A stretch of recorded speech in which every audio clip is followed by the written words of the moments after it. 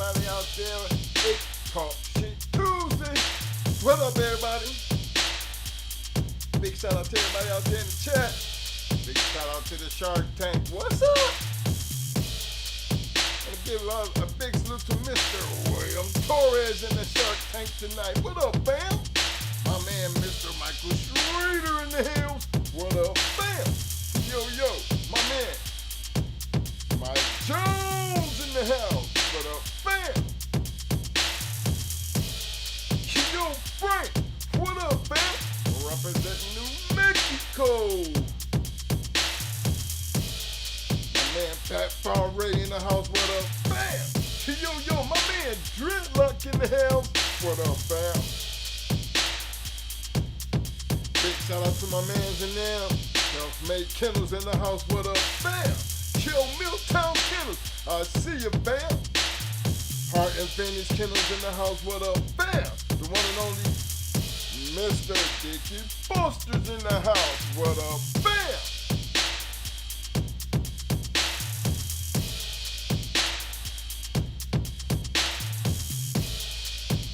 The incomparable Eli Monsters in the house. What up, fam?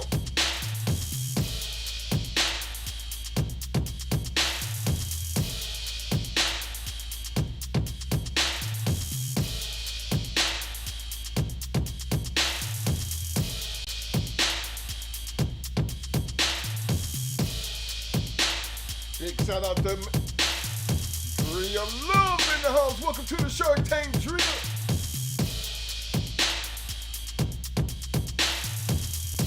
Yeah, I know you don't fill up in here and you see all this blue. This blue represents the members of the Shark Tank. Don't cost you nothing to become a member of the Shark Tank. All you got to do is a couple things. One of those things you've done already. That's just show up, fam. Appreciate having you. Second thing you got to do is participate in the chat. As you understand, this is a dog, pit bull, terrier, dog channel. Glad to have you here. Participation is must. Like I said, it is a Shark Tank, so you know what that means. Shark infested water. It's a dangerous place to be. Good thing about it is, that's what makes it so dangerous. Everybody has an opinion. You have the right to voice your opinion. We encourage you to voice your opinion. All we ask is you be respectful of others. And keep it within reason. Again. Welcome to the Shark Tank, fam. Shark, show your love from Miss Drea Love in the house.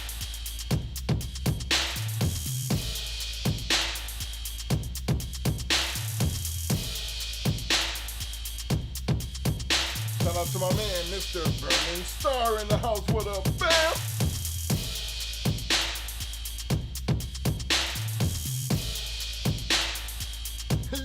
Yo, my man, K-Walk.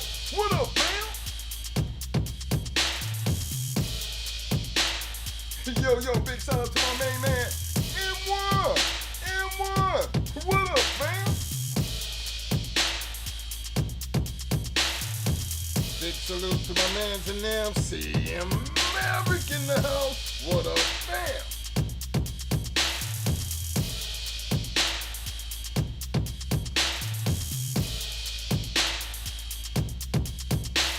Shout out to my brother, fine never mother, my man, one and only Pit Dog in the hills. What up, fam? Shout out to my man, Mr. Dennis Oliver in the house. What up, fam? The one and only, long-time supporter, my main man, Mr. Courtney Edwards in the house. What up, fam?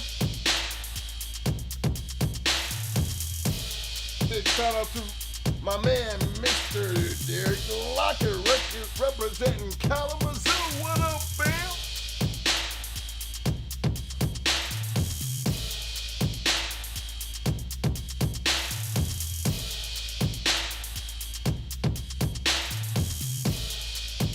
Shout out to my people representing Arkansas, Louisiana Combine, the one and only Mayhem Kennels in the house. What up, fam?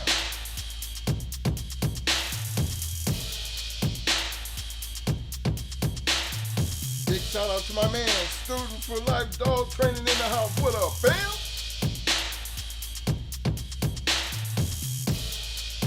The one and only Bernard Ferguson, no limit. Kennels in the house. What up? Bam!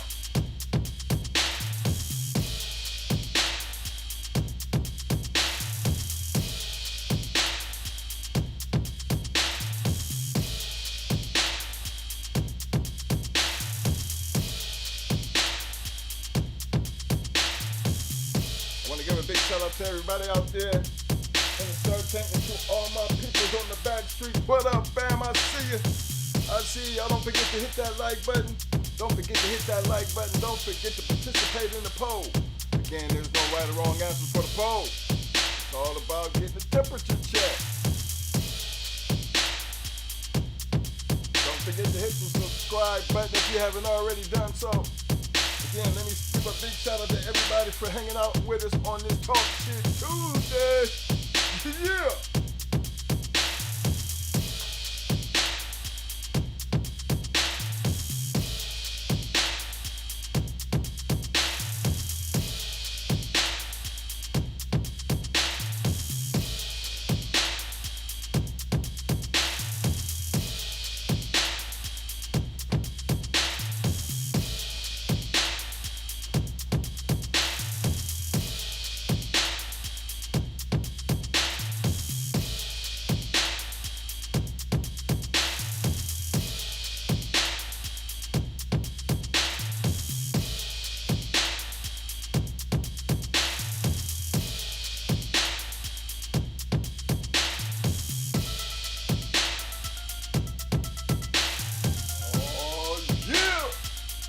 Time.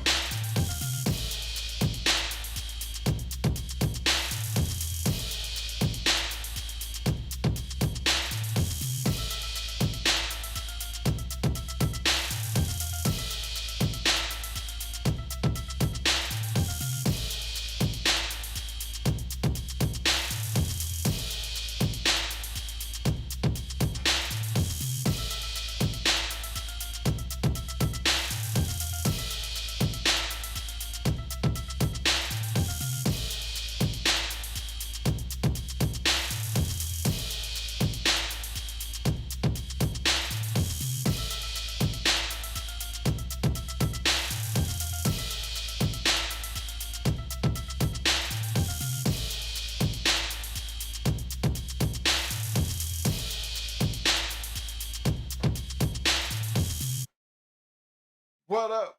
What up? What's up? What up, everybody? Appreciate everybody for showing up for this Talk Shit Tuesday. Appreciate everybody. To all my people on the back street, y'all know what time it is. Go ahead and roll them up, get them brews together. Sit back and enjoy yourself. Don't forget to hit that like button. Don't forget to hit that subscribe button if you haven't already done so. I want to thank everybody again for showing up, participating. All right, tonight, as you know, we're going to be talking about quality competition. You know, see, tonight I'm representing my Buccaneers, Tampa Bay in the house. Yes, sir. Yes, sir. We'll be seeing my man, Mr. Lockett. We'll be seeing y'all next week, baby. Y'all know what time it is. Actually, Sunday, fam. We gonna get it on. I know. Y'all that deal. We got to come to your house. But you know what? We just that one step closer to doing what we do, baby. It's gonna be a good matchup. I look forward to it. But again, all about that competition. You know, it's a whole lot different when you got to go into one of the best teams in the NFC. You got to go up in their house and beat them up in their own house. That's what we do around here in the Bay, baby, representing. Protect home court advantage. You know what I'm saying? Took care of them Philadelphia Eagles. You know what I mean? That was big yesterday. That was big. You know, they used to be a nemesis for us. You know what I'm saying? So we broke that back, and ever since then, you know what I mean, they've been slipping. I ain't gonna take nothing away from them. They gave it a good run up until last night. You know what I mean? Pays on any given day, things could go bad. The reason I wanted to talk about the competition, because, you know, especially in this dog game, you know, I don't know how much people put into it. I mean, we put a lot into it as far as the way we felt about competition. It really didn't matter who it was, but then what set the groundwork for us was the amount of competition that was where we were. And, and in order to survive outside of where you were, you had to be able to contend with your home front. Now, it's cool to be knocking off everybody in the neighborhood. But you knock off enough, you're gonna get the attention of some of the bigger guys in the city. And you gotta be able to contend and compete against those guys. Those guys gave you an ideal when you moving up where you stand. And I think that's like that in any sport. And I'm gonna just take, for us, we wrestle. Um, Akron was a pretty competitive. We had 9 high schools in that city. Imagine that, 9 high schools in one city, and everybody pretty much wrestled against each other. And competition was stiff, but the key was we're talking about Ohio. Ohio was one of the leading states, in the United States, and to produce some of the baddest wrestlers in the NCAA, at least back in my time. George Bolus and Winger, Andy Daniels, all these guys went on to be national champions, one gold medal champion, Dan Gable, all world, all world, all world. I mean, he's the baddest that ever done it. But then you had to weigh your competition at that point. See, we had weight classes. Even though wrestling was an individual sport, as a team, you had to be able to maintain a team record to be able to qualify. Well, not just qualify, set your standings as how you rated against other people around the whole entire state. We know we have back in our day, we had the division, AAA, the AA, and then the A divisions. And each one of them ranked separately based on the amount of people that was in your high school. So for us, we was in the AAA class. And we had, some bad schools up in there. You talk about Cleveland, Cincinnati, Columbus, even Canton, the Massillon area, which was really, really known for football, but they had a great, great wrestling team. Nordonia, national, ranked back in my day, nationally ranked #1 in the whole entire country. So imagine that, to be all the different high schools, all the different wrestlers, and you got one high school in your area that's ranked #1 in the nation. So weighing that and looking at the competition part of it, that's a lot of wrestlers. But we had to make your mark. And when somebody brings up I think I read it in the chat. What do you mean by competition? Good competition. I look at good competition. Good competition can only be measured by the quality of the area you're going against. And I bring that up like for us. You might be, we had a all city team. That means the best person of each weight class made the all city team. In order to make that all city team, you really had to be the best of your weight class. Now, depending on how many good people was in your weight class, determined just how good you really were. Because now that you're representing the all city team, as you move on to the regionals, the district, and then the state finals, competition is going to get tougher. Now, keep that in mind. Akron is our hood. Just look at it like that. Akron is the hood. You're only as good as the people that's in your hood. But as you progress, and when I mean progress, I mean I'm the best at 105 in my hood. All the guys wrestle 105 in that Akron area. I'm the man. Mo the man. Decatur the man. Fowler twins the man. Remember, our team was, we actually had one of the best lightweights up to 155. It was ranked fourth in the nation as a lightweight because we was that tough. But you're weighing the qualification of the competition, fellas, right there in that one area. Now you've proven yourself in that area. You're going to step outside that area because now you're fixing to step off into the district. Now the district, it's going to cover pretty much a couple counties. So that's a step up from where we was at. Competition getting a little bit better. You got to overcome that better. And then if you can overcome that, remember, there's 4 people that's coming out of there: first, second, third, and fourth. Based on your record and your placement in the district, determine what you are going to be seated as far as the regionals. Now, the regionals, that's even a bigger step because now you're going to have to be, the lower you are in your qualifications as your record, your standings, and where you placed in the districts compared to all the other regions, which now we're down to 4 regions in Ohio. Your ranking. So I'm the number 1. That means I start off, my regional situation. Well, I think it's my regional situation. We start with the district and the regionals.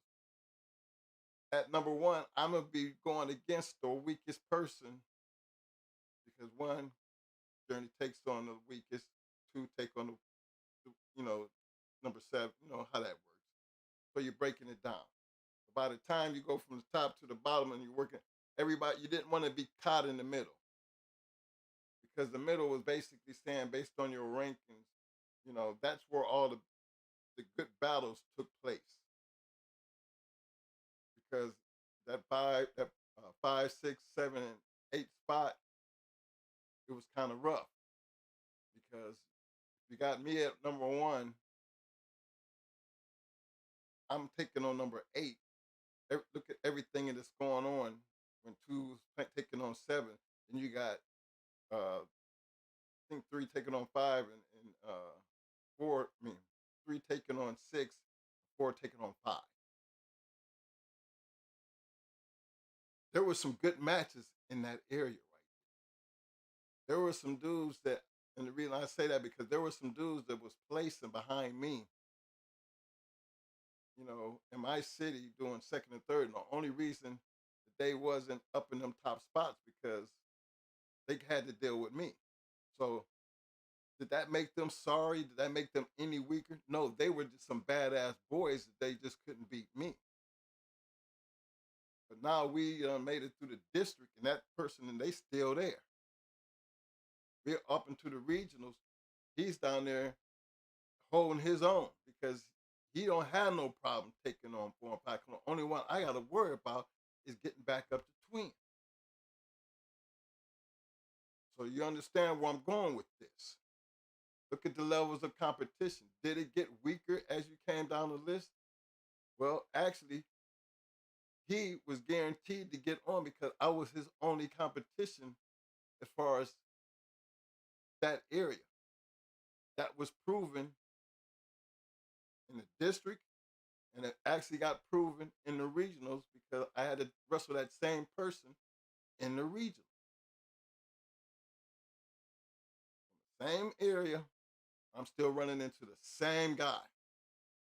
He already know what I'm about. I already know what he's about. That's the competition right there.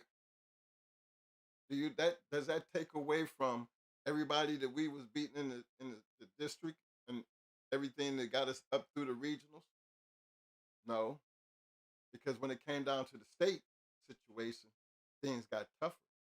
because I didn't go into the state ranked number one. I went into the state ranked number two. So the boy I'm looking to deal with is not my boy from my area. I'm looking at having to deal with the number one guy because he's in this bracket and I'm in this bracket. My boy wound up in number one's bracket. So he didn't have to go to me to get the state. He had to go through the number one man to get to the state finals. Look at the level of competition. It got harder for him. Why? Because he couldn't beat me. He's left to having to take out the number one guy to get to me. And then look what I have to do. I have to deal with everything that probably this guy over here, number one, was probably smashing. I had to deal with all his seconds and thirds and everybody that came behind him. See, the level of competition, fellas, is always going to be graded on your work. You might be all good in your spot, but what can you do when you get outside your spot? Can you be able to maintain the same thing that you was doing over there, over here? Because it's definitely going to show how good you really were coming out of your spot. See, when you was coming out of our spot, like Akron, you had to, and remember that's a team sport. So when you got the majority of the team making it through the whole thing, the district, the state, the district, the regionals, and the state finals, the state competition. That means your team is pretty damn good. Because as an individual, you can win the state, but you're trying to win the state competition as a team.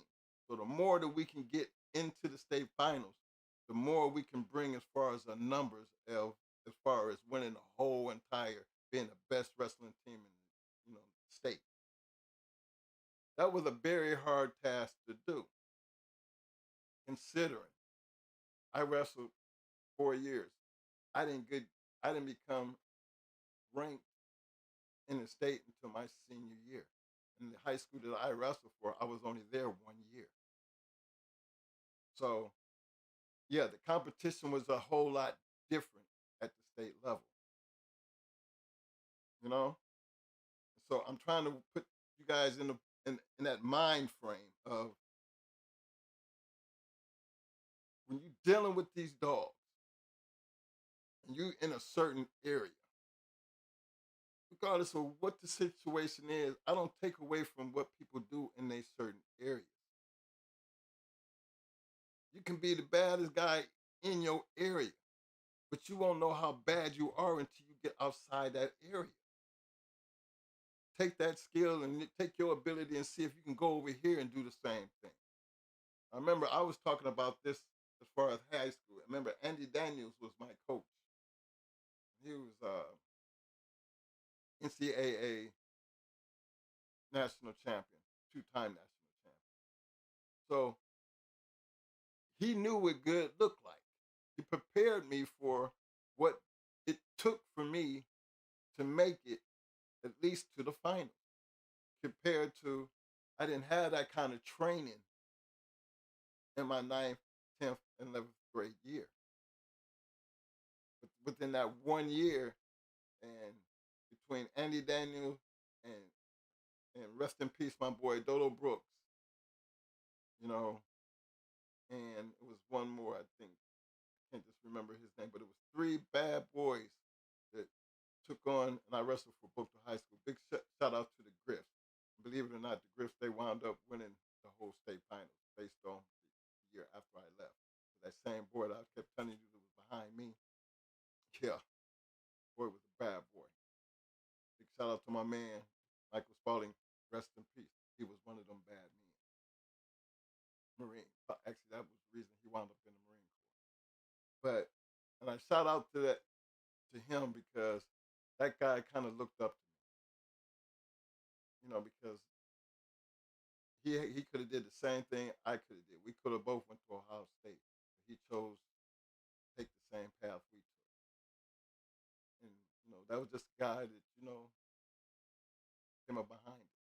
But the reason I speak on it like that because that's how the Bulldog game went as far as competition. And did I get a lot more respect once? I mean, I lost in the state to number one. You know, he was all that. And the bad thing about it is the way I lost. It's the way I lost the bothers me, even to this day. I had him beat, you know, had him beat. He went in for a single leg takedown. No, time was getting them about 10 seconds. I went in for a single leg takedown. I had it. Instead of me just going here and riding with it, you know, I was just basically, I know it was about 10 seconds because I heard him counting.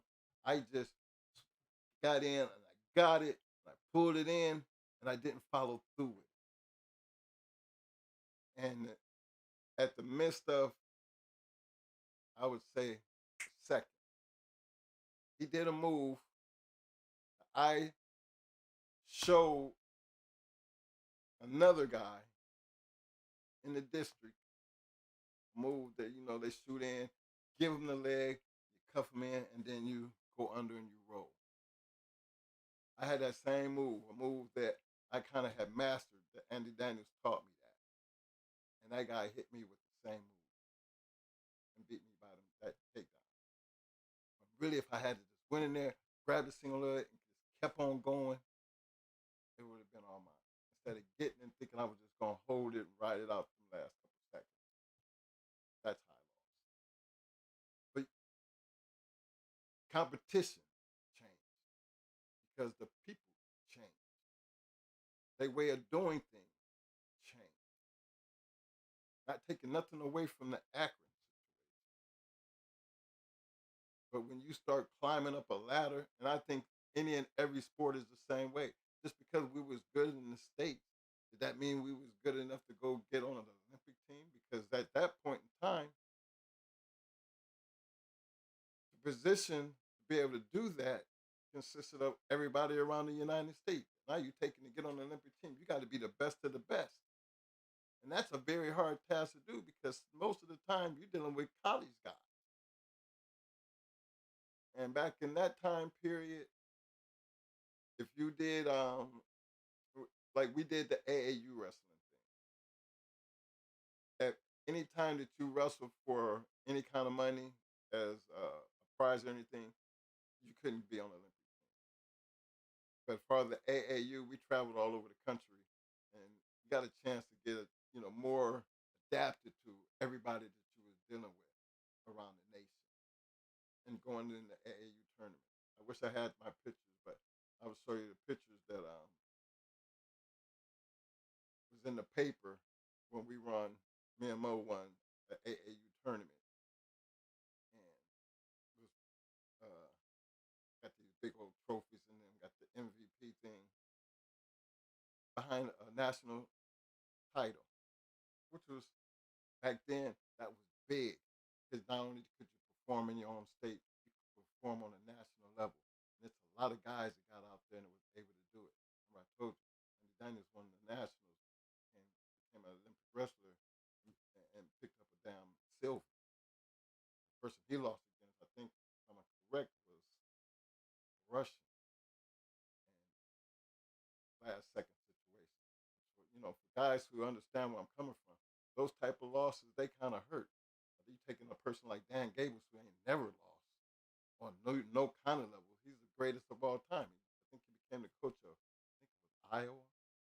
And Iowa was as a college team that was like a whole team full of Olympic wrestlers. George Bolus was right there from my city, North High School. Went on. Winger went on to be Olympic wrestler.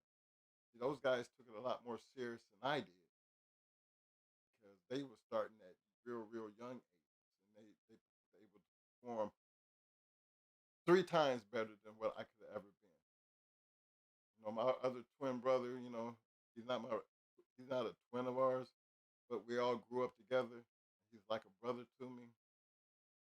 He went to another high school, but he was in the A class, and he was a very, very well known wrestler.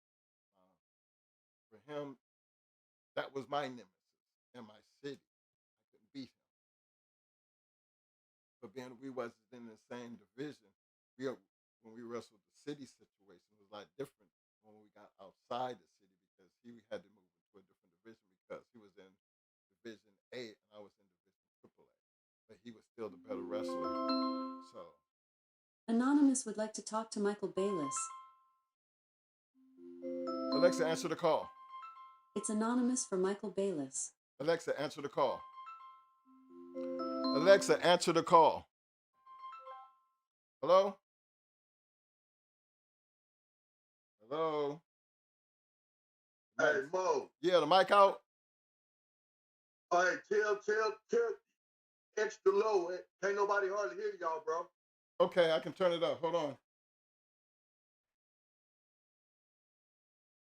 Yeah, that's just all I want to tell you. Everybody in the chat, they really can't hear you, folks. Letting you know, but you can't read and talk at the same time. So I'm just trying to help you out. Okay, can you hear me now? Hey, fellas, can y'all hear me out there now? Can it a little bit better with the sound? Y'all give me a thumbs up.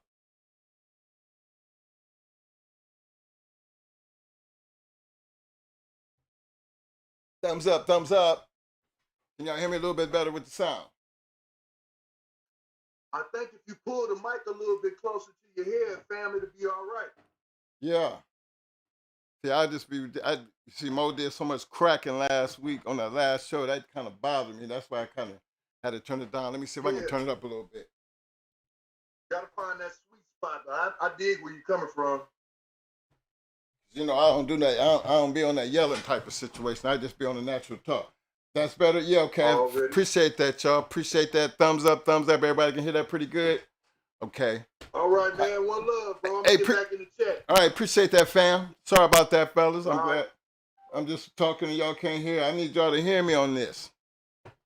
For like y'all that couldn't hear, remember, it's all about the competition. So it's levels to all types of competition. When we was dealing with the dog situation, you remember, we always made it good and clear how newbie we was. It wasn't about what we was doing in North Carolina because we didn't know nothing. Didn't really know that the people we was dealing with back then that we was actually winning against didn't really know who they was. So they was just people with dogs for us. And like Mo said last week, I think that was Friday, if they had beat us, we probably would have had those losses in the journal because we would have never knew the difference because we didn't know nothing about it. But when we get to Ohio, you're playing in a different lane because the only reason the big boys start coming at us because I'm from the place. Everybody know that we went to the Marine Corps. Everybody know that we was back home. Everybody kind of knew that we had dogs. They just didn't know what kind of dogs because we was always known for having Rottweilers, German Shepherds, and Doberman Pinschers. Yeah, and we bought them from North Carolina to Ohio. But when you start dealing with them bulldogs, everybody had bulldogs. Remember, we had some bulldogs. So of course first people we gonna be jumping on back in that day was the people that was around the area. Everybody got dogs. Yeah, we go get him, type of situation.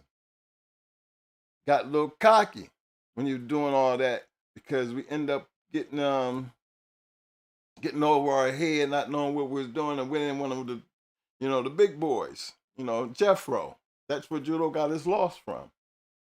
And you heard, Mao, you heard Ohio Cash. I think you even heard Pope talk about Jeffro. Jeffro was a hard-working man, but that man would walk a dog 10 miles. Literally walk a dog and put one in shape by walking, swimming, running the treadmill. He was an athlete himself, but he was the one that handed us that loss. But it was then that we learned about the different types of competition. Because remember, we wasn't conditioning dogs like everybody else was then. So our level of the game was so much different. So when I hear people talk about you don't have to leave your area, well, I was never really a fan of that because look how many people's area that we actually was going into and winning. Did that mean that their area wasn't shit? Or that area had them so beefed up that they was, for that area, their level of competition was supposed to be that par? Never took that away from them. Never looked at the area you was from and then talk shit about it. Because it's like any other Sunday. Any given Sunday, you can get your head cracked because you have no idea of how you grading. But the reason I stress competition, because for those who just felt like it was okay to stay home, it was cool. But you can't take away from the ones that didn't have no problem coming to your home. Because those was the ones that I took my hat off to. Why? Because they were more like I was in sports. I'm not going to keep beating up on the people that's right there in my city and then turn out to be a piece of shit by the time I got to the district and the regional and the state. Because really, Twin wasn't shit if that's the case compared to everybody else in the state. But if I want to see just how really good I am, I'm looking forward to the districts. I'm looking forward to the regionals. I'm looking forward to the state finals because I know what's all involved. I know the competition is going to be there. And I got to be up on my game. And that's just sports, gentlemen. That's sports. So if anybody, Mr. Lockett, whoever that was that asked that question about what do you mean by competition? Competition don't never change. It is what it is. I don't have the actual definition of it, but competitive, you're only going to be, your competitiveness is going to be compared to the people that you are going against. You're not going to take a high school team and think you're going to walk in and beat a college team. Would you call that competitive? No, because I would think that college team would dog walk a high school team. Why? Look at the level of play. Most college teams are basically built off of different players from different places. Most high school teams are basically built off people who play in that area. It's no way possible that's going to pan out to where that high school team is that damn good, state champions, but they're gonna go into a college team. No. I've never seen a high school team good enough to beat the sorriest of the college teams. So that just goes to show you when you start talking about competition, the same thing, and I'm talking about these dogs, actually works in sports all the way around. That's just the reality of it. When you start talking, how about being competitive? Give a damn who you beat up in your hood. That don't mean nothing compared to a person that's willing to come into your hood. Nothing at all. Hopefully, you are the person that you say you are. In some cases, they were. It's hard to go into somebody's backyard and beat them. But to open your door to let somebody do that, you better be damn sure you got the right shit. Because I don't never known anybody to do a whole lot of traveling just to go get their ass whooped. And we did a lot of traveling. A lot of traveling. So to deal with a lot of this, and I just speak on this because we don't generally talk about the people we beat. But I do talk a lot about what the people that we know, talk a lot about the things when we have to tell you something, based on something that we know for ourselves that we've seen, or we know the people that were actually involved. Oh, we can sit here and tell you. It's not, to me, secondhand at that point. It's actually third hand, because if we're ever going to speak on anything, it's going to be based off the people who are actually involved. So, and that's just to address a comment about us being places, and we talk about that we was there when we wasn't there. That I'm going to address that, because first of all, we've been a lot of places, and that's no question. Second of all, I don't think of all the videos we got, if anybody can pull one video to show us saying something, not what you thought you heard, but bring the receipt and show me that we said that certain thing right there. Because the only thing I ever seen anybody question was the Fat Bill thing, when he felt like we said we was there. No, actually, brother, you did go into Big Mike. 9 million, I didn't have to be there, because I know the guy. He kicked your ass. Literally. Now, I don't know your side of the story, but I know his side of the story. And yeah, it was May. So I know, based on the story being told, you got your side of the story, but so did he. But the fact is, he lost. Never said, there's one video that ever said that we said that we was there. Ever. I think the Duke Robert T situation, I think Mo got there late, but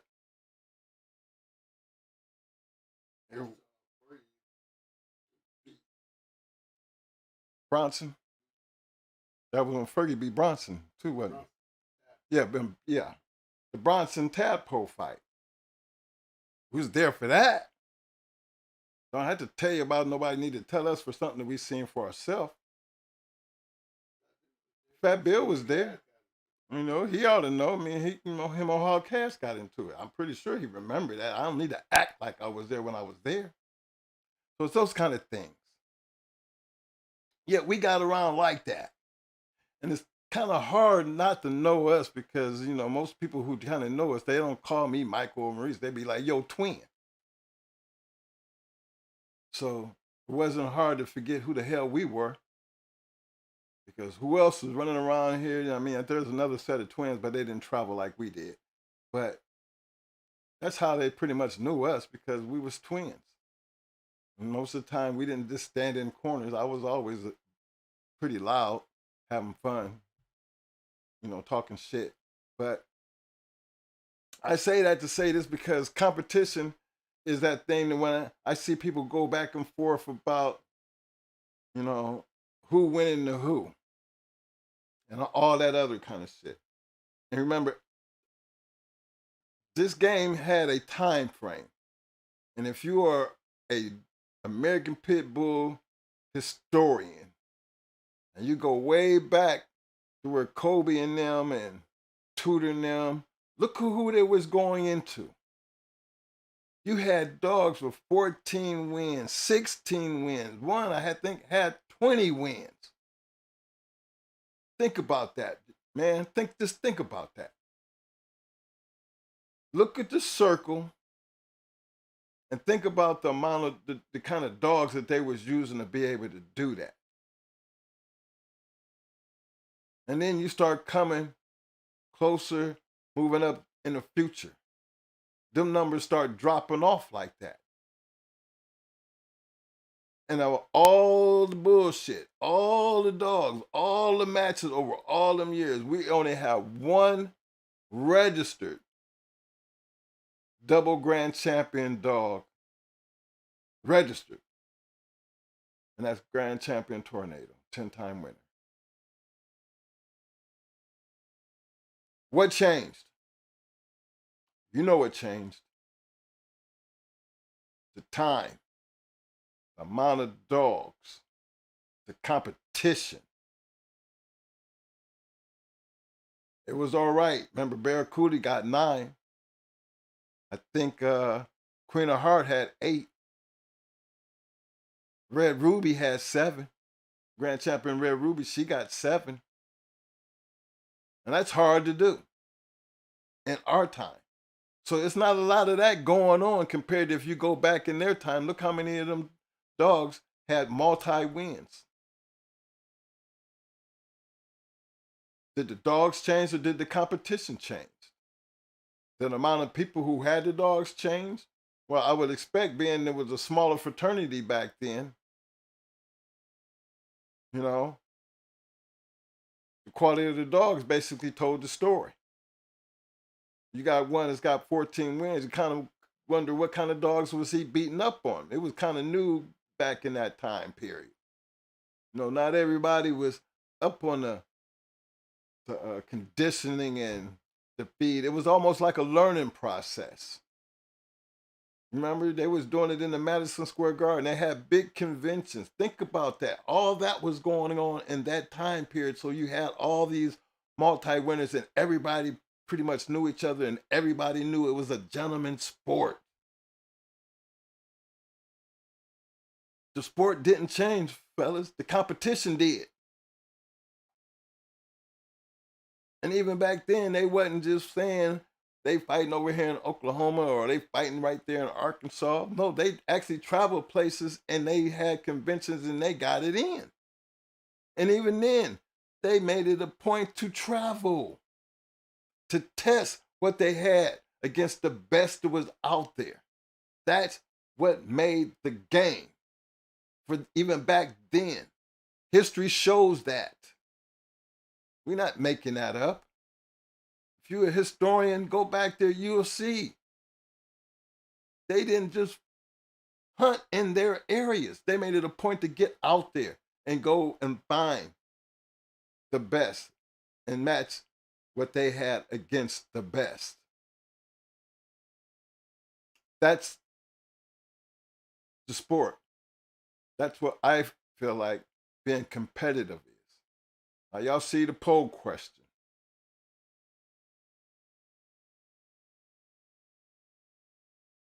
It should be self-explanatory because as a historian and you understand what competitive means, if you had a double grand champion on your yard and said that was the only dog on your yard,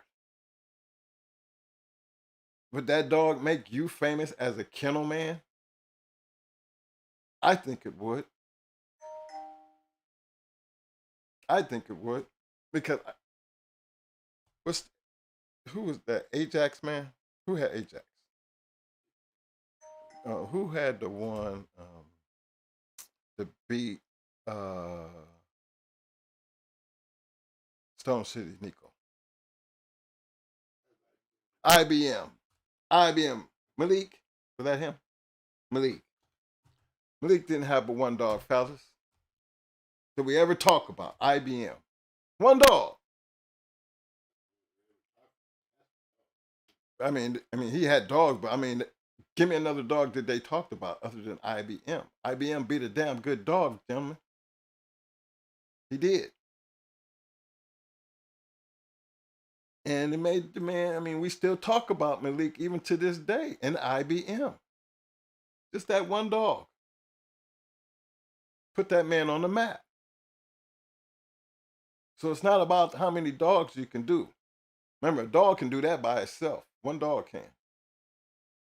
But what makes a kennel dangerous and when they got a couple dogs who can do it.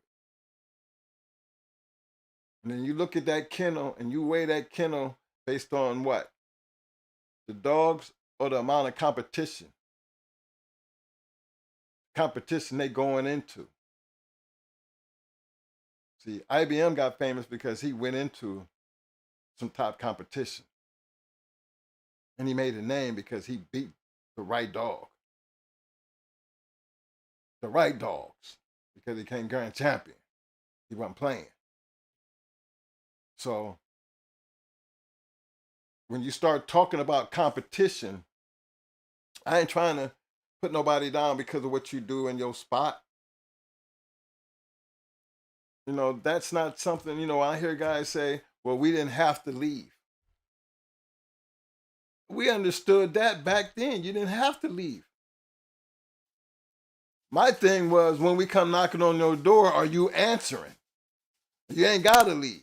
We back then they didn't make. Hey, it wasn't no problem from if you. Hey, trust me, fellas.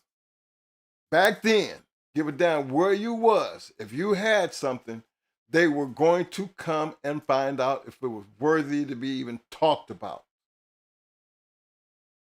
And as long as you answered that door, they was coming in. And I ain't talking no shit. You don't have to, you don't got to worry about leaving. Just tell me how many times did you open the door for the ones that came in, that wanted to get in? Because we wasn't traveling all the way to these different places to see the shit that we were seeing because everybody was saying no. It wasn't happening like that. The reason we was traveling because everybody was saying yeah. And while everybody's saying yeah, you bring some people from over here and people from over there and we just gonna do this. And we did that. And that set for some great things that we still talk about to this day. Because I got a chance to see a lot of it. I knew a lot of people who were doing it. And we was nowhere close to those people as far as our accomplishments. But I know what it looks like when you start talking about competition. We got the journal and you see all the things that went on in the journal. We can't sit here and talk about nothing that went on in the backyard. I can't sit here and talk about what was going on in Michigan in a certain area. But I can talk about what happened when Ohio went into that same area and what happened that night that I seen that shit over there get smashed. Not taking nothing away from them because they did let us come in. They ain't taking away from the fact that they don't go nowhere. Means a lot because they actually opened the door, which meaning they was willing to take on the competition to see what they really had. That ain't knocking nobody. That don't make you any less of a dog man because you don't travel. To me, I weigh your competition based on how many times you open up the door and who you opening up the door to. We had a couple good chances of going into some top competition because they was willing to open up the door. The fact was, what started bothering me is once the door got open and we don't go into our friends, how many doors start closing because a lot of the guys who didn't want to open up their doors because they knew they was going into us. To the point that stop telling them that they going into us. Just don't say us, just call the weight. And even that didn't work because you show up to the scale. I mean, there's 20 in them. Man, I ain't going into them, man. Y'all set me up. You know how many times I've seen that kind of shit? That's when you start really thinking about, you know, something I lived to see a couple times. And then I'm here in 2024 and I hear all these people having their little comments and saying the things that they saying. And I be just really wondering, I mean, are you one of them kind of guys? To be talking that shit and then when we show up, you can't do it because it ain't the dog. It's the fact of who you're going into that makes you scared.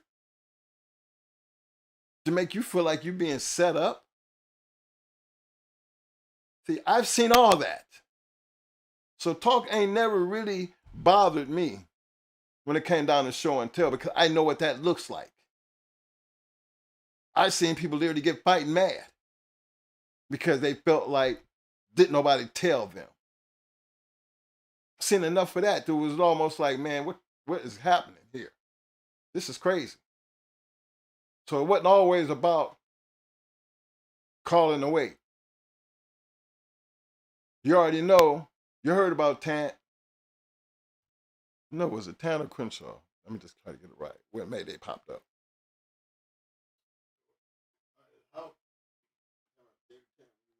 Yeah, when he found out it was Mayday, he said, I'm not going into my dog.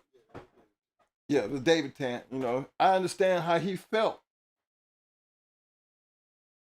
because that would have saved the whole damn trip if he had known who the dog was. But should it have mattered? You got to understand, I understand Mr. Tant's point. I understand that, why he felt the way he did, and why he wanted so much to be able to get something out of it to change his mind and go ahead and do it. But that's a whole lot different than a person shutting you down just because of who it is. Now, there are some cases that we actually do call out certain people. You know, the journal back then, if you wanted to go, you got to, let's take Grand Champion Buck and Grand Champion Sandman. Think about what it took to get that off. Or think about what it took to get Champion Pepper going into Champion Queen of Heart. Think about what it took to get that off. Do you think them boys that had Pepper gave a damn who the hell Queen of Heart was? They didn't. They didn't care. They had Pepper. And I think they felt the same way when it came down to some of the other great fights I got a chance to see. It did not matter. So then that takes me back to the ones that type of shit mattered too. I remember Hardcore Mike. So we talk about how we all fell out, all behind the pandy situation.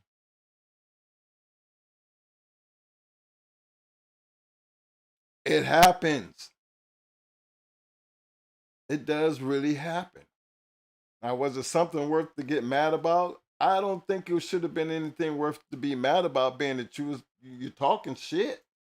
You're blaming them for talking shit and they don't want to do it. Well, it turns out that no, they're not talking shit. They dead serious, and you the one that don't want to do it. Then why don't you just say that? I felt that's where I felt, you know, it went wrong at, because why didn't you just say that? I ain't trying to play middleman, but hell, you ain't the one calling me. They the ones that was doing the calling. Twin, we know you. That's your boy.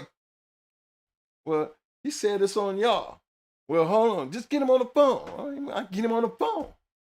Wasn't looking to be no part of anything in between. The fact was, I know it was a reason to be mad because, you know, I heard how it all went down. That's where the problem comes. And if that's what hurt our friendship, I'm sorry, because I'm supposed to be your friend. You could have just went on and said, take nothing away from the dog, because I wouldn't have been ready to fuck with Pandy either. But what's wrong with just saying that?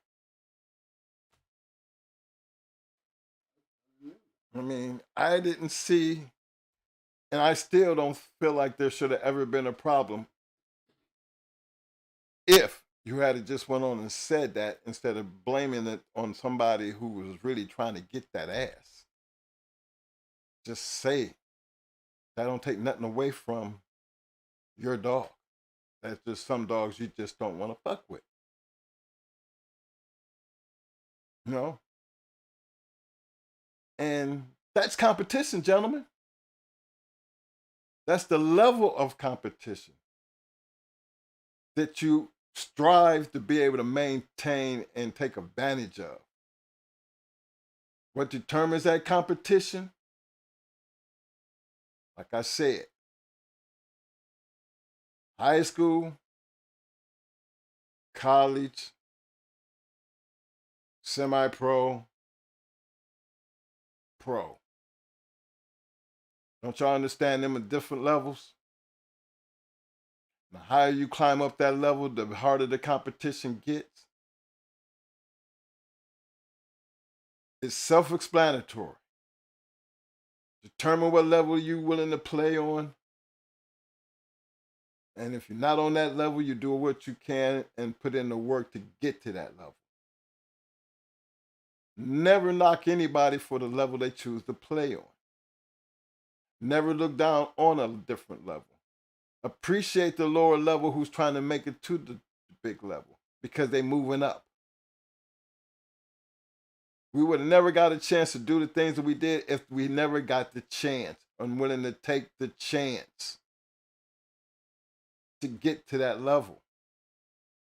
So competition to me has never been about bashing anybody. Because if you want to get there, you'll get there because you're going to put in the work it takes to get there. And once you're there, just like any other sport, look how hard you got to work to stay on a professional level. Why? Because the minute you get up there, there's 100 others trying to take your spot. And if you slipping, your ass is going to be out of there. So when we talk about the miles of Stone Kitty, the Stone City, and the A-Team and McNasty, I mean, all these guys. I mean, Bakari, the Rastamans, and Fat Bills, and I mean, those guys were just the Bioreos. I mean, listen. There is a different level to this game. Just them few names they played in that game. So all them other ones that y'all might have seen back there in y'all other little communities and what you seen this and you seen that. Not taking nothing away from none of that. You don't hear me taking nothing away from none of that, but look what the poll question said. Remember about what the poll does. Based on your competitive ability, does it have any effect on your future plans? You're damn right it does. A dog that was playing on the pro level gonna shine. And everybody gonna either want a piece of it or get something off of it. We ain't gonna hear about that other shit that's down over there. Only y'all in that neighborhood gonna hear about that shit. Until that shit make it out of that neighborhood and make it up here, that's the only reason we gonna know about that shit down there. So don't get mad because we ain't hear about that shit down there. We don't be caring about what go on down there unless it gets that to the point that where it gets us to start saying, hey, they got this down there. I heard about that. We'll call them up and see what weight they got. Now the thing is, are you going to answer the phone? Are you really opening the door to let the big guys come in and play? I know Harry never had a problem of letting newbies come in. Actually, I don't know too many of them who didn't, allow a newcomer to come and take their chance. They welcomed it. And not to take advantage of you. It was just fair in the fraternity. You know what I mean? How you think some of these, now it's so, it's like when I sit back and you think about it now, you talk about champions getting beat by first time outers. Did it happen like that back then? Hell yeah. Hell yeah. It happened like that back then. Almost got to the point where the people who was in them back in them little neighborhoods, who coming in with them little so-called ass champions, and you done got the attention of the big boy sliding through there, and you believing in that shit. Did they stop answering the phone? They started letting be that little champion over there because you're going to get a little bit further talking about it. But then that's where all the other bullshit came with it, because then you start hearing that horrifying comment. Well, who did you beat? Good question. Good question. Because it's always going to boil down to which level of competition was you playing in. I would take a top level competition dog any day. Y'all look at our pedigrees.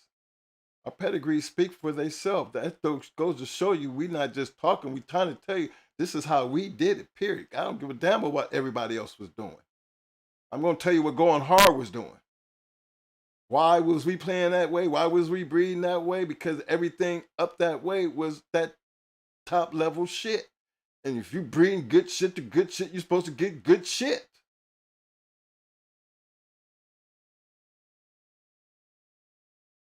That was self-explanatory when you learning from people who were doing it. Probably would have been a whole different story if they had been down there just sticking around in the neighborhood. Totally different story. But then, got to remember, when we had Blood, Bruiser, BA, Solo, Dusty, all of them dogs that came up from North Carolina, and they came in that hot-ass city with all them top dog men, and everybody was thinking they were just going to run over there and get beat up on us because we had dogs. That tide changed. We got to remember, we had no idea about matching. They go get their dog, they want to roll, we got some shit for you. But you beat up enough shit, getting a little bit big-headed doing that shit, that's how we got our first loss with judo. Different type of game. Different type of learning process. So much so that we lacked. So much that we needed to know to be able to play on that level. Not that level we was on down there beating up everybody, but that level up there where your shit better be right. You better have the right weight. You better have the right damn condition. You better have a whole lot of shit right messing around up there. Because they're going to bust your ass. That was a learning process. That's the level of competition. And if we don't start accepting the level of competition for what it is, you can argue back and forth all you want. But see, the arguments don't change the facts. If you are a historian in this game, the facts speak for itself, because ain't nothing about the facts you're going to go back there and change. But you can have your opinion based on the level of the competition. See the difference? You have to choose the levels of competition. You're either going to be playing high school ball or you're going to be playing pro. But there's a lot of shit that's in the middle. Where you ranking your decision based on that kennel and that dog and what you want to bring into your program. That's why we're talking about competition tonight. So we can get a better understanding. Cut out some of this crazy ass talk. And then put people in their right places about competition. Everybody got a dog. Everybody ain't fast lane. Everybody ain't playing in the fast lane because it wasn't never meant for everybody. Stay in your level and grow, because the more you work, the higher your ability and your level gonna be. So when you get up there, it's like the pros. You'll know what it takes to stay there. Anything less than that, you might as well keep it in the backyard, because there ain't nothing wrong with being the king of your neighborhood. Just don't talk too loud. That's where it was back then. I don't know how it is now, but I mean, that's the way it used to be. You get too loud, you're gonna get the attention of them sharks, and they coming. And believe me, 9 times out of 10, based on some of our travels, and I mean, we was all down in South Carolina, and all them big so-called dog men that they were so-called having. I didn't run across PBK, but I ran across some good people down there. Good people that thought they had some good dogs. I told you, we went into God. God was a real known dog around there. But God got our attention. Hell, that's how we ran up into Crossroads. Remember, that's another one. We traveled, went up in there and got our ass kicked. Never let us come back, though. But then, look what happened. He got a whole bunch of everybody else's attention, and they start beating that shit up. They start taking losses. Why? Because the level of competition was coming in. They wasn't good as they thought they was. Well, based on history and the facts, no, they weren't. Because they all lost. This is what I'm trying to say. Don't take nothing away from Crossroads. He beat us. He got a 1. But look at everything else that happened after that. Did he get too big-headed? Did he really thought he had what he had because of beating us? Reality says no, he didn't.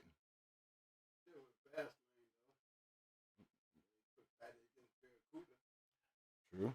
But I'm gonna turn this over to Mo because Mo fixing to really run it down to you. I'm basically opening up the door to clear up the air about what y'all and this so-called different means of what competition is. Competition has but one definition, and it generally pretty much speaks for itself. And based on competition, there's many different levels of competition. It just depends on what level you plan on playing on, or what type of competition you want to put yourself at to determine who you are and what you got. And it's like that in any sport. You have to be able to look at these dogs the exact same way. Whether it be treadmill racing, running up a wall, weight pulling, you ain't ready to go into a dog doing some weight pulling is back here pulling goddamn semi-trucks. You think you got one to do it, then you put your shit up against that bad boy. See if you can out-pull him. But sitting back there talking about it, or sitting back there ain't putting in the work to see if you can even call yourself to even calling out something like that. It's all right to be and stay in your place until you work up to that level. But a dog just got up to that level to be able to do that. They put in the work. And it's what you're trying to do is be better than what they already are. And don't ever think it's going to be a shortcut, because it's not. For the ones who do make it there and can maintain there, whether it be the dog or the kennel, believe this. Everyone that I know put in some work. So on you, Mo.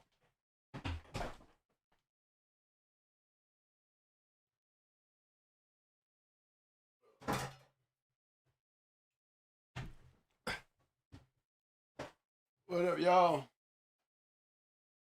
I need to pull up some shit today.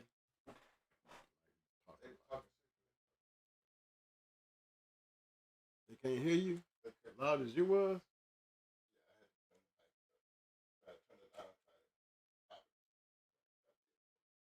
Mm-hmm.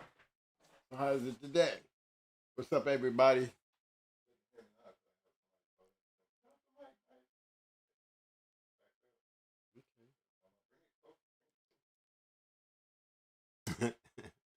Y'all can hear me fine, right?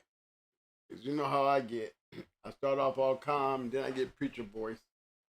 Talking all loud and cracking and popping. And I feel like you got to learn how to talk on the mic.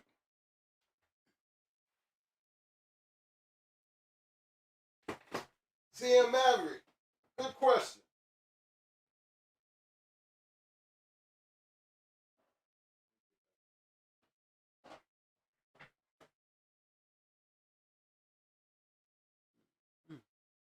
Okay. That look good. Like at 95% on the damn poll. That's 106 votes, 95%. Still good. Game was built on competition. trying to explain. I don't know if he matter. But he said, somebody explain to me Good competition to me is that competition that goes out there looking for good competition.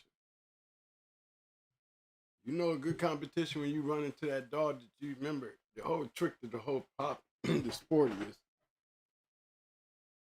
you put your dog in shape at a conditioned weight. You're hooked into somebody that's supposed to go at that same weight as you. Y'all supposed to meet and do that thing. That's what competition is.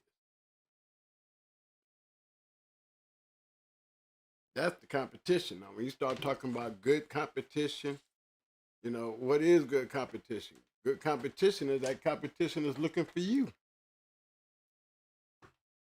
That's the good competition to me. You know, that's the thing, because we be looking. We be trying to get on.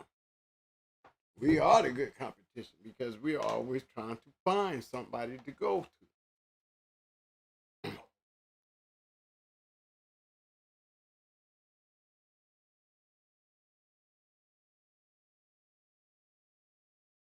Hold on, y'all.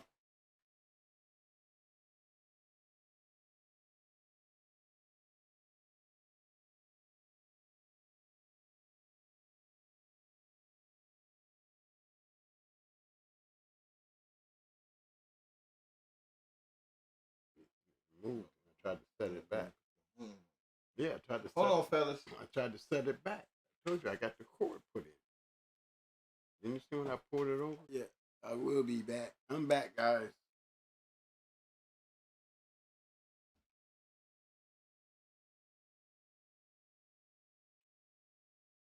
Just waiting to make sure I start moving on here again before I get started.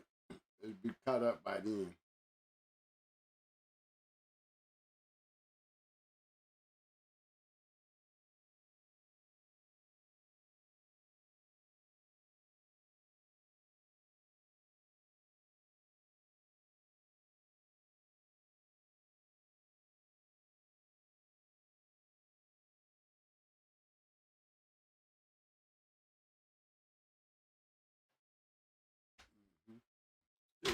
Oh, okay, I'm back. I see everybody moving. I was just waiting to see if everybody was back in there with me.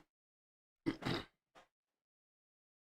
think where we left off at was what the definition of competition. I think anytime you hook, you in competition, because thing to me, what really solidifies the competition thing is this: the people who is always looking. I mean, we're always trying to get hooked. When you got weights on your yard, you trying to get some dogs done, you know, believe me, it's the ones that's got those yards they're looking. Always shooting out weights. You can guarantee that is good competition. Okay? And the other part of this, where people have to understand, is money brings great competition. You can have a bunch of money and have some good dogs. And you're going to invite those sharks that have great dogs. You're going to get those sharks that's got great dogs because your money is like chumming the water. We don't care what you got, long as you got the weight. You know, that's competition, because we believe you believe enough in your dog that you're willing to bet that kind of money. Then believe me, you're going to get the competition to come and get it. You know, you might have that badass dog to get it done. That's when you know that you're competing against good competition because you drew sharks to you. You drew those sharks, you competed against those sharks, and you won. So it's not always about the money, but money will bring you good competition because you're asking for it. Nobody's gonna put up 20 G's on a dog who think that dog is a decent dog. Somewhere in his eyes and what he's seen and what he believed to really want to do that, then he's already telling himself that he is a competitor. This is what he's putting at stake. So it doesn't matter who takes the bait. He's standing there being a competitor with the dog and the money. He still got to go through a keep. He still got to get hooked. He still got all those things that come to that day where you got these two competitors facing each other, waiting on the referee to say, let them go.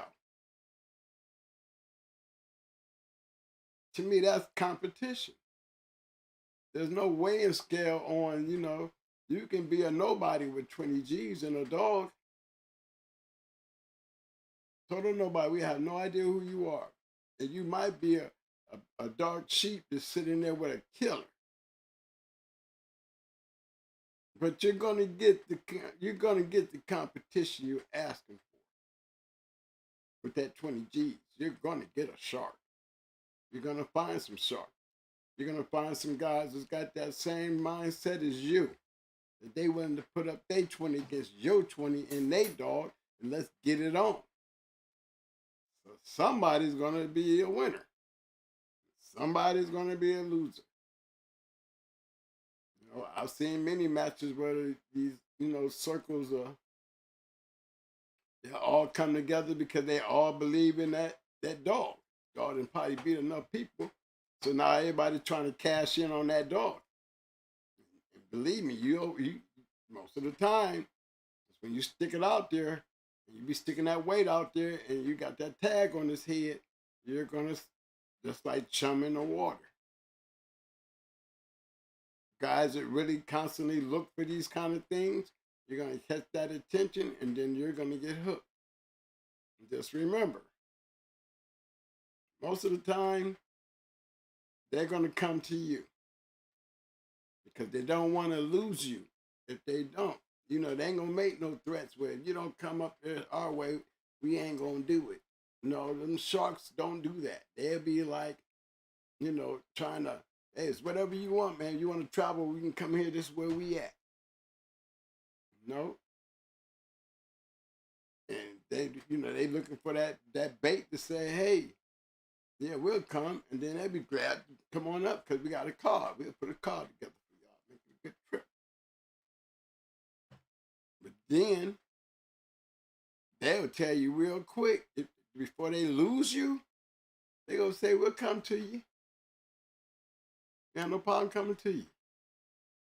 Make the arrangements and whether they're gonna hire me into a side, there's gonna be a problem with the side, it's gonna be private, whatever. They get all that stuff negotiated before they even lock up. Before they even start calling weights, they get that part, what they gonna be dealing with before they even put their money in there and get it locked in. They want to know how it's gonna be. Usually that's how it goes. And then we start talking about the weight. The weight was the thing that brought our attention to it. We don't know nothing about the purse until we got the weight. Once you got the weight, now you're hearing the purse. And it's like you said, he had a 41, 20 G. 20 G to start off and then gamble with the rest, okay? You're going to draw attention. And nobody running around with 20 G's on their head unless they got a good dog. So if y'all don't think he had a good dog, that's your fault because it doesn't matter what he thought about it when it comes to y'all. It's what y'all think about it. But what really made it happen was what he thought about it. Give it down how y'all think about it because y'all, it's not y'all 20 G's and it's not y'all dog. It's him and his belief and his mindset and what he's trying to do. So he has that opportunity. And like I said, he can go in there and beat that kennel and go all the way down there. Because once you put those dogs in the box, you got to keep one thing in mind. Ain't nobody gave this dog a playbook to read about anything this dog he going into. This dog is not going to understand none of this shit. He don't know nothing about what y'all talking about. He don't know nothing about the money. He don't know nothing about nothing. All he knows when he sees that dog over there in that other on that corner there, he is there for war. That's the dog. So that means everything prior to that is everything that has very little relevance to that dog. See, that dog is facing another dog and let go. Now we got a war going on. That's everything else to that is irrelevant until that part right there happens. Because that's when all the answers start coming apart. That's where it all starts and ends at, right there. Everything else is the formalities of bringing those two dogs together. You know, was it the money? Most of the time you put $20,000 on a dog's head, you better have a good one. They're doing a boxing now. You're right. I mean, boxers, you know, ain't that how the sport of boxing go? Shoot, right kind of money, you gonna sell tickets. They gonna try to find the thing that's gonna bring the ticket together. And the same thing with the game. You know, money can, the thing about the money part is real dog men, real shark hunters, you know, sometimes they got so many damn dogs, they just be trying to get their dogs on. You know, and they be hoping by the time they get there, you know, when you got a following, that by the time they get there, you know, they can get a gambling pot up with all the people that's there. That's why some of us old school guys didn't like private. We trusted when we go into these places they would be safe. Remember, we didn't been clamped down on 3 raids. You know, and so it's always a chance anytime you're doing something as such back then.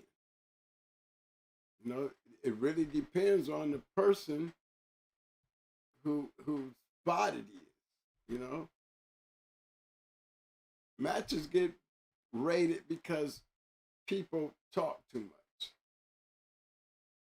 You know, y'all tell the wrong person. Y'all too busy trying to collect the door and opening the door for anybody to walk up, not knowing, you know, that person should be questioned. If we can all look around here and the majority of us know each other, then it's going to feel funny when you see a person who ain't really talking to nobody. You know what I mean? He's just sitting around like he's there to see something. You know, that's why if he was a snitch or something in the house, it would probably be easy to pick him out because most of them, they don't know nobody. But they're there to see something. You know, that box could be real wild when you got bets being slung around, people talking shit, you know, shouting back and forth at each other where you got to get the referee to get everybody quiet down every once in a while, especially when the competition's high and the person is you know, in the air, you know. So it gets wild. But it gets, you know, all that's going on the outside. And the main party is those two that's battling in the inside. Where is the competition at? Is it based on everything going on outside the box? No. Is it really based on the two guys in the box? No. Because they wouldn't be in the box unless they had those two dogs who didn't know nothing about the pedigree, who didn't know nothing about the money or the stake, who didn't know nothing about who that dog is that I'm putting my teeth in. That's what makes the bet even. The bet is even at that point when you go putting it on the dog. because that's where all the relevance is. So where's the competition? The competition is when that referee released those two dogs and they smacked into each other. All that other shit don't matter. That's why you think I always talk shit about, respecting whoever's standing over there. Because whoever's standing over there believe that they is not just walking in here doing an 8-week keep, putting their shit together, putting up that kind of money or whatever kind of money, whether it's 1,000 to 50,000, it don't matter. They still going through the routine. And there's still a mind frame, a mindset that believes that when he step over in that box with that dog, he can beat you. So, where do we have the right to label competition, when it really boils down to them even being there? You might have the money, but you ain't got the dog, and you sure ain't got the competitiveness to handle the shit that we coming through here with. But guess what? We believe that when we came down here. That's why we come down here to take your money and crush your shit. But it ain't changed this man's mindset, because for it to happen, he got to be there with the dog. And the only person can answer that to make sure that everybody's being honest is the most relevant thing in the whole concept of what's going on is those two dogs who don't know nothing, whose mind ain't poisoned with nothing but, the fact that they in that box together and they've been cut loose to battle.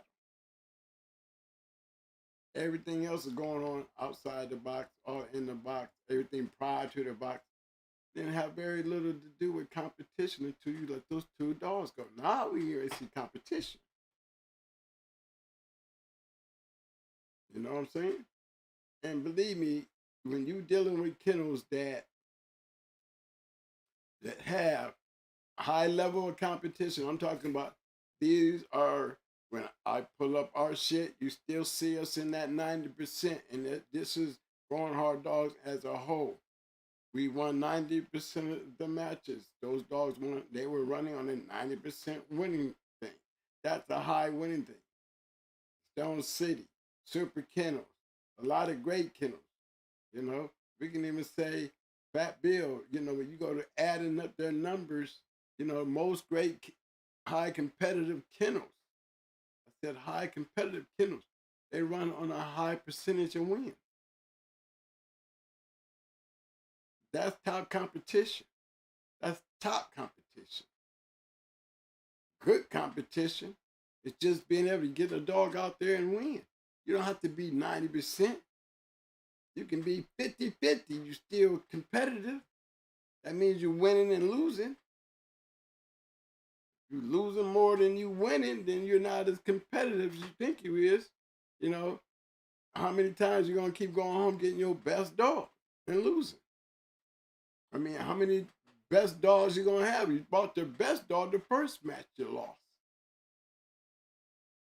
Okay? You can get a credit to the man that beat you. Maybe you wasn't as competitive as you thought because he came in and crushed your shit. But the only reason you there is because you thought you was competitive enough to go into them. You see, that's all competition is. It's not who's deciding what level you on. The person who's making the decision to come in that box. All the rest of y'all that's standing around making the judgment call is making a judgment call based on y'all talk, y'all mindset. Has nothing to do with his because he's the one in there. He's the one over there. What would be his mindset to put him in that place right there? It sure wouldn't be in coordination with none of y'all who's putting he's all right. They ain't beating nobody. Yeah, he ain't got shit. He be losing all the damn time. But guess what? He there. And you ain't going to tell him that he's just wasting his time and his money. He's going to have to go in there and get beat. Lose or win. he is still taking his shit out there to win, even if he get beat. That's competition to me. Because whether, even though he's losing, he's still being competitive because he's still cutting them loose.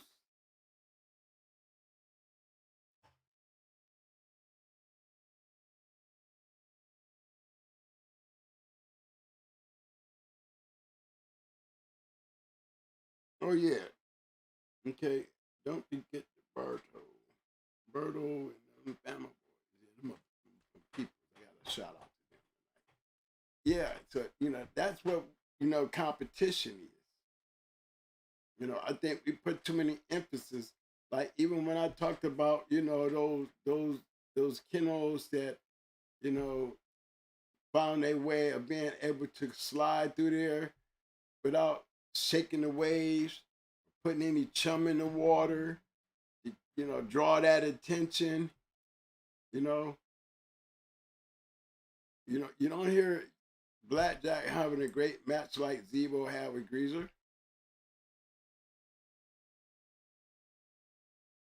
Yeah, you never see. We looked at Blackjack's match. It wasn't all that great, but point is, has nothing to do with Blackjack. Blackjack went down 5 times and he won 5 times. That's competitive. It has nothing to do with his bookie or his organizer who set his matches up, or how they set them, or the people they set them up with.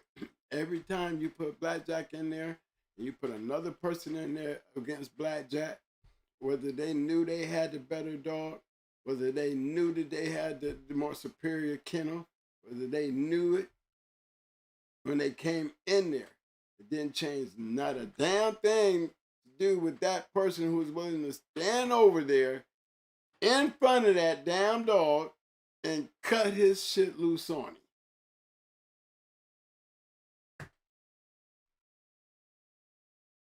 Okay? And then turn around and lose. Right? But let's rewind.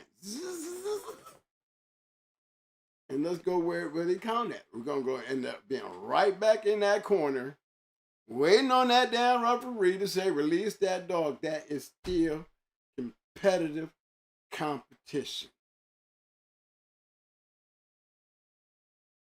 Even if all 5 of Blackjack matches he did a smash job, they were still 5 competitors that came in there believing they could beat him. See, I think we get outside the most important part. We take too much and we put it on a conversation, and then we press it down on the dog like it's the dog, and it's not the dog. Never was Blackjack. You could have probably put Blackjack on some sharks running around out there if that's what you really wanted to see. He could have really went after him. You know what I'm saying? He could have did a Joey Texas move. It's all about that anyway. But he stayed competitive because, he didn't sit in his backyard. He bought Blackjack out, and he traveled with Blackjack too. So you can't knock the person who's standing across from you. The only ones can do that and make the assumption is after the fact, when the battle is over. The competition, it was like, that dog was no competition for Blackjack. Blackjack was too much for every dog you put him on. But can we blame Blackjack for that? When the final analysis comes down to Blackjack, the dog that don't know who he went into, the dog don't know nothing about the pedigree, none of that.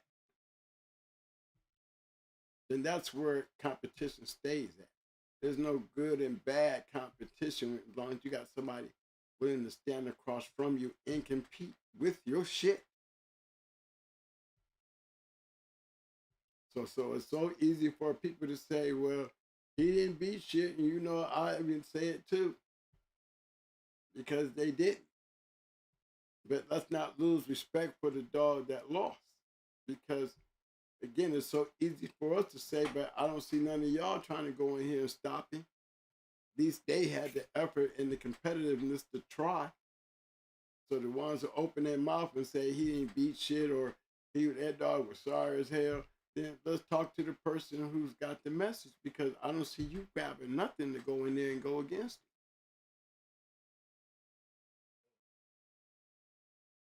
You know, where is your opportunity to do what he just did? Where is your mindset to say you competitive enough to get your little 41 or 42 or 43 pound dog with all your knowledge and understanding enough to cost somebody else's dog a piece of shit? Then you take the best shit that you got, if you got some shit, and bring your ass in here and try to do what he just did then against Black Jack. That's the kind of conversation I got for those people. Anybody can go out there and be an analysis. You know what I'm saying? But it really bugs me out, because being a real dog man as I am, I frown on y'all asses. You know, I'd rather hear a real dog man talk shit about another man dog than somebody who ain't matching no damn dog to act like they know everything and got the nerve to talk about anybody's shit.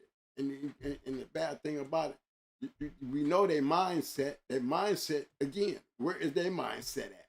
Is their mindset concentrating on beating Black Jack?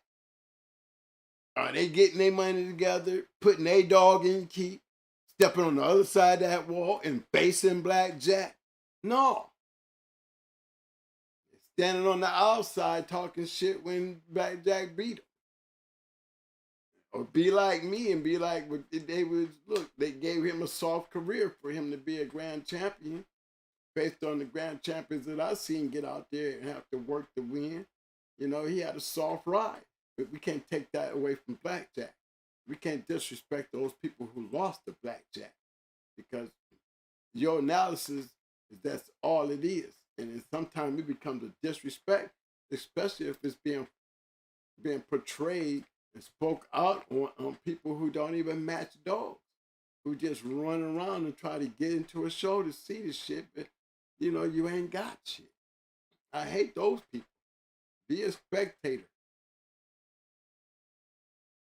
Be the first ones you hear in a conversation talking about shit that he done seen at a match, but never notice anything, that his mentality has never got him in the box.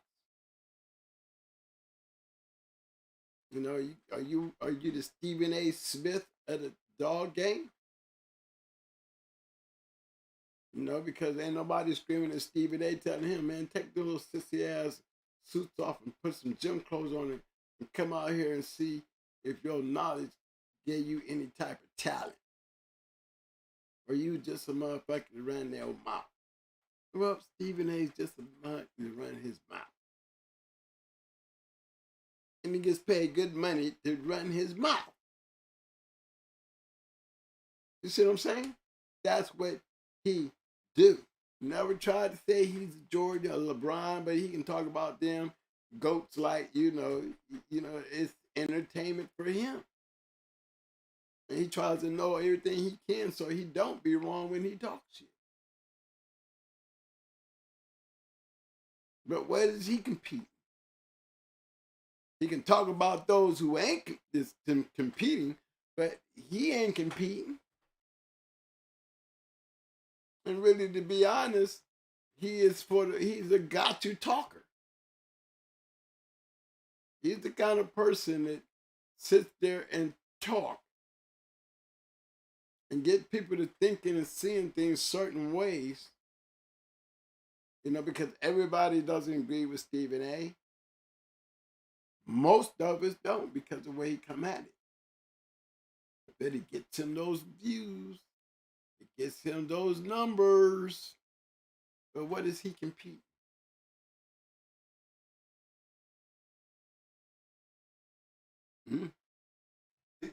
competitive against other people who talk. Right, that's it. He competing against other stations and the people that's talking and doing the same job as him, running their damn mouth. They ain't competing. They're talking about the competitors. The only competition is the competition of who can talk the most shit to get the people who end up like to put him in the position that he's in. But he's not a competitor. Not where it counts. He ain't on no basketball court or no football field or nothing else. So it really is irrelevant when it's talking about competition. You know, he'll pick his winner, but when his winner lose, you know, and they lose the bums on top of that, you know, then he's disgusted. He'll put it all on the team. He give you all this bullshit, but while his great team that made him pick them and watch them get smashed by a piece of shit team, he covers it up with his analysis of what they didn't do, or this or that, or this or that. Dog game, same damn way. Dog game, same damn way. Only difference in the dog game, we don't do interviews. And especially for those who lose.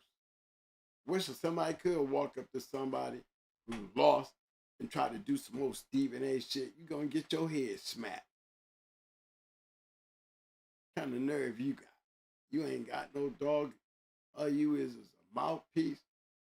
You just see me lose. Ain't nothing to talk about. When you lose, most of the time you don't even want to hear about the loser. Most of the time we don't talk about the loser. You know, and if you got a record of it like they do in the journal, that's really the only way you want to remember the loser. Most guys who have dogs, and that goes down to even champions, you know. Like, you know, there's champions that, you know, you hear one minute going like a motherfucker, and then the next minute, you know, you don't hear the dog no more. See, the thing is, somewhere in there, that champion that went out there and got beat. And they just slipped him off the market because he don't exist no more. And you'd be on the down low, you never hear about the shit. One minute he's out there, and then the next minute he just disappears, you know what I'm saying? And you wonder, well, what happened to him? Well, usually they match their ass and they lose with them. You know, if the word don't get out, it don't, you know, it stay out. You know, especially in the new times of reporting. You know what I'm saying? You know, a lot of guys, they didn't want to report them losses. He don't put it in, I ain't gonna put it in, then it goes up in smoke. And he'll go down in history as being champion Superman, a 3-time winner, but where's that loss at? You know, did you put that loss down? Or did it disappear with the dog? You know, that kind of shit happens when it comes to competing. It all brings competition, is all in the ring. It's in that release. We can compete with keeps. We can compete with kennels.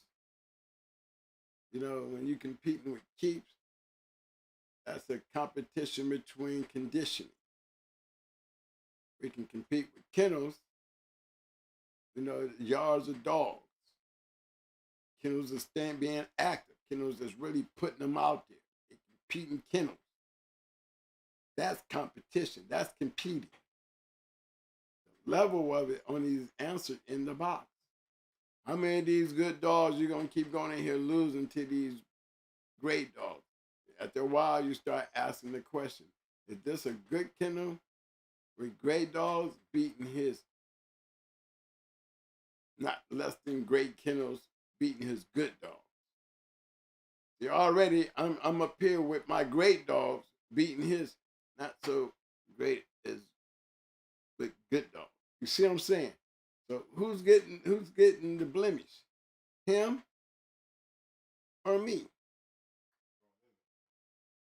You see what I'm saying? Like, I'm down there going to get blamed for this guy believing in his shit just as much as me. But I go in there and show him that he's in the long line of work this night. Yet I get the blemish because this guy looked so bad when I beat him. But his mindset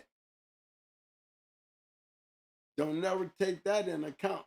That the fact that this man did everything I did to get there, all the way over to having to come over that box wall to get ready to face off. With his mindset to go that far, turn around and get smashed. But we understand what his mindset was. He was coming there to compete. That's for damn sure. Or he wouldn't have went through all that. Or I had the kind of that money just to go give it away to somebody. But that's a lot of money you want to give away just to say I lost it between. Well, you know, you didn't go in there to lose though. Remember that, bro. So when everybody be saying it to me, like, you know, I get the blemish for beating you. You know what I'm saying? I get a blemish for beating you because you had a mindset to compete and you had the right objective to want to go into us, you know? And especially for those who knew they was going into us and it didn't matter. They was competitive. Like Mike said, to the point where you just call them weights and you pop up, you'd be surprised what happens if they figure out who you are. I mean, where the money was plentiful, the money gets real scarce. It gets real shaky. You know, because they thinking, you know, there's some competition here. Or like Ohio Cass, when he was talking about the match that they was doing, and, you know, he noticed roster man walking in the room and was like, damn, what he doing here? You know, everybody was confident until they seen it was roster man. Oh, shit. You know, where's that comfortability of being competitive now? And what is you doing here? Yeah, I'm handling this dude right here. I'm handling his night. I put him in shape. This is my dude's dog. But, you know, all of a sudden, guess what? If they weren't worried about the competition then, they were worried about it after they seen him coming in with that dog. And he had. Because now there's something to think about. You know, that's competitive. Even though Roster Man had the dog, he don't know nothing about this dog. And if he did know, he probably gave up a little bit more information. But hey, the man who went as far as getting Roster Man to put his dog in shape, and for him to do that dog, he best believe if he man knew he had a good dog. He wanted to make sure he had done the right thing with the dog. So it was on and popping. And Roster Man did. He went right in there and ran through Cass. You know, was it competitive? Yeah, you got Ohio Cass. You get a 1, you beat him. But he was a recognized top kennel. Thing was, competitiveness, you wouldn't have never knew it until they let him go. You know, don't wait after the fact to be like, oh, he didn't really beat nobody. You know, I say that about Blackjack and to say this, and there's several other champions you could say that about. The thing is, when you put it on the dog has nothing to do with the dog. Because Blackjack, not only was he a 5-time winner, he was a producer. So to me, anything that's being said that kind of rattles that factor with all that going for itself, you know, you cannot even put anything competitive towards that statement in itself. Not when it comes to Blackjack. It can come to James and everybody, Casino, and everybody else involved in Blackjack's career. Yeah, we can sit there and have those debates, but can never go and speak on that competitiveness of Blackjack, the dog, who don't know nothing about what these other people talking about around him. He just know what he got to do when he get down. He ain't getting no playbook telling you how this dog is, how he gonna do it. None of that. He going down there to do his thing. That's competition. That's where the game's really supposed to lie. I mean, that's where it really boils down to. The real notion of knowing that you got competitive dogs to go out there and go into anybody. And if you can't do that, going to anybody because you don't ever know who you going into, you know, and don't get into the habit of, well, who is the guys I'm going into? Yeah, if I would like to know. I would like to know, and I would like to hopefully know that I know them. And if I don't, then guess what? I don't lose sight of the fact that when he lock up, when they set that date, that man has got a better chance to win just as much as I do. Got a better chance to beat him. Can't even talk about competitiveness between us two because right now we competing already. We hooked to go. So we already in that compete mode. Now, when does he become less than me? Usually after he loses. Prior to that, he's still right there with me, ain't he? And for those who gamble, you know how that goes. Y'all, the gamblers, a lot of them gonna be betting with twins. Why? Because he's to show money.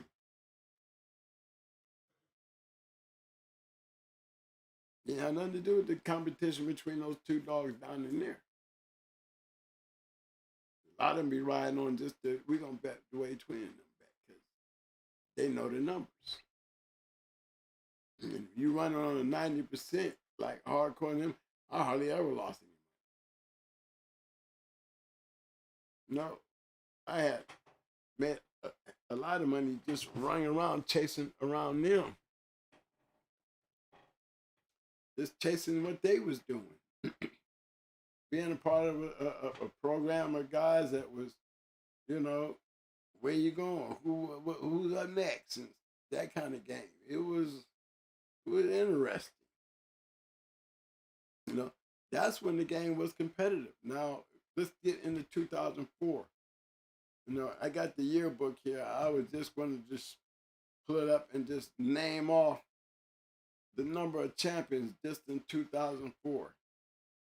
You know, that's the same year that Macho Buck got Dog of the Year.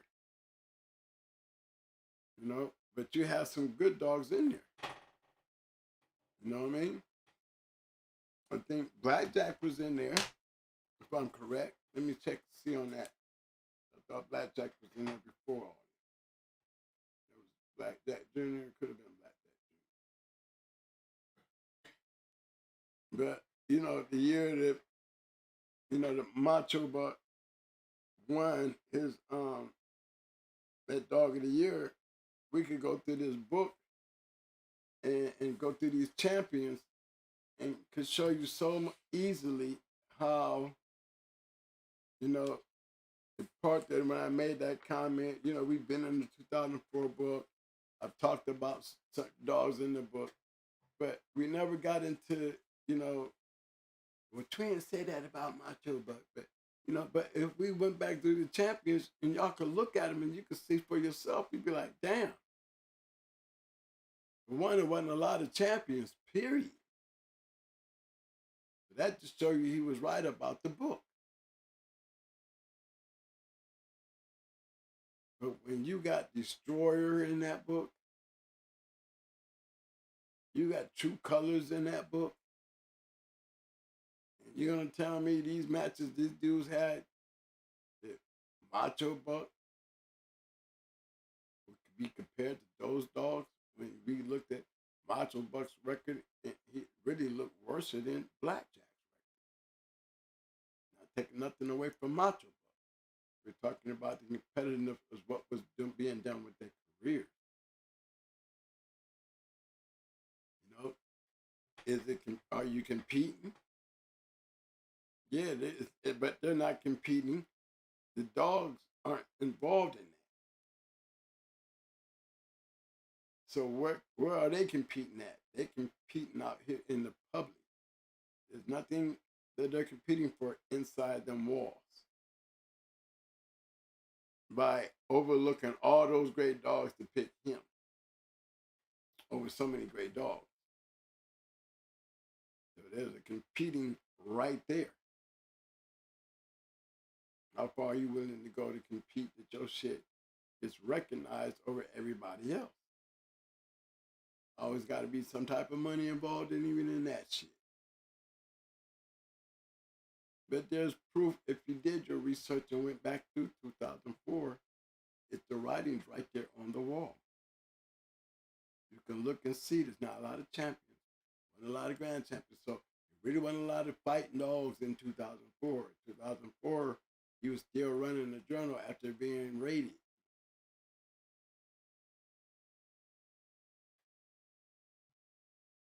So he always made that question a question. But when it comes to competition and competing, you know, back up to 2004, the numbers got damn near cut in half, especially as far as the journal. Was everybody reporting into the journal knowing that the journal was hot? And was able to maintain it all the way up to 2007 when he had to turn himself in. Some guys was dependent on the journal. A lot of us depended on the journal because it was our means of record keeping.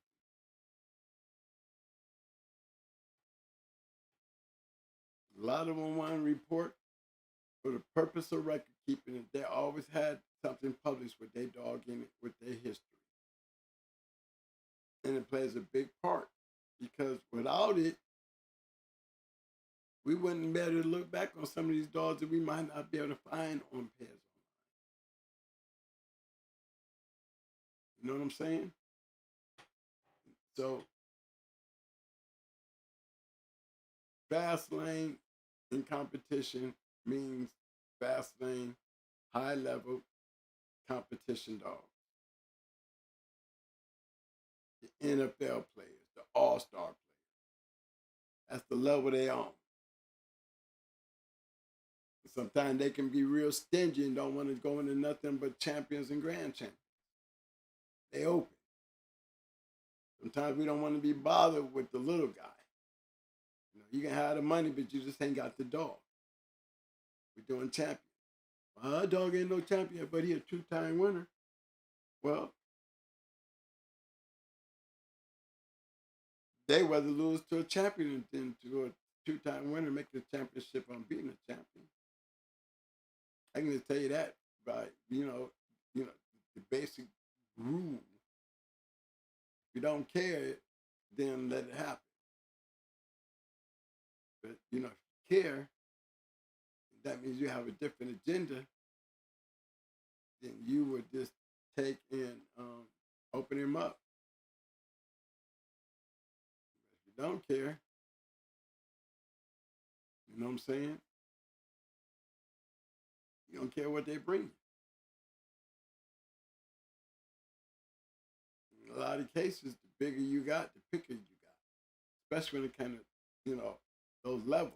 You know, if I'm running an NFL level, then I want to continue playing NFL teams. I want to play no college team.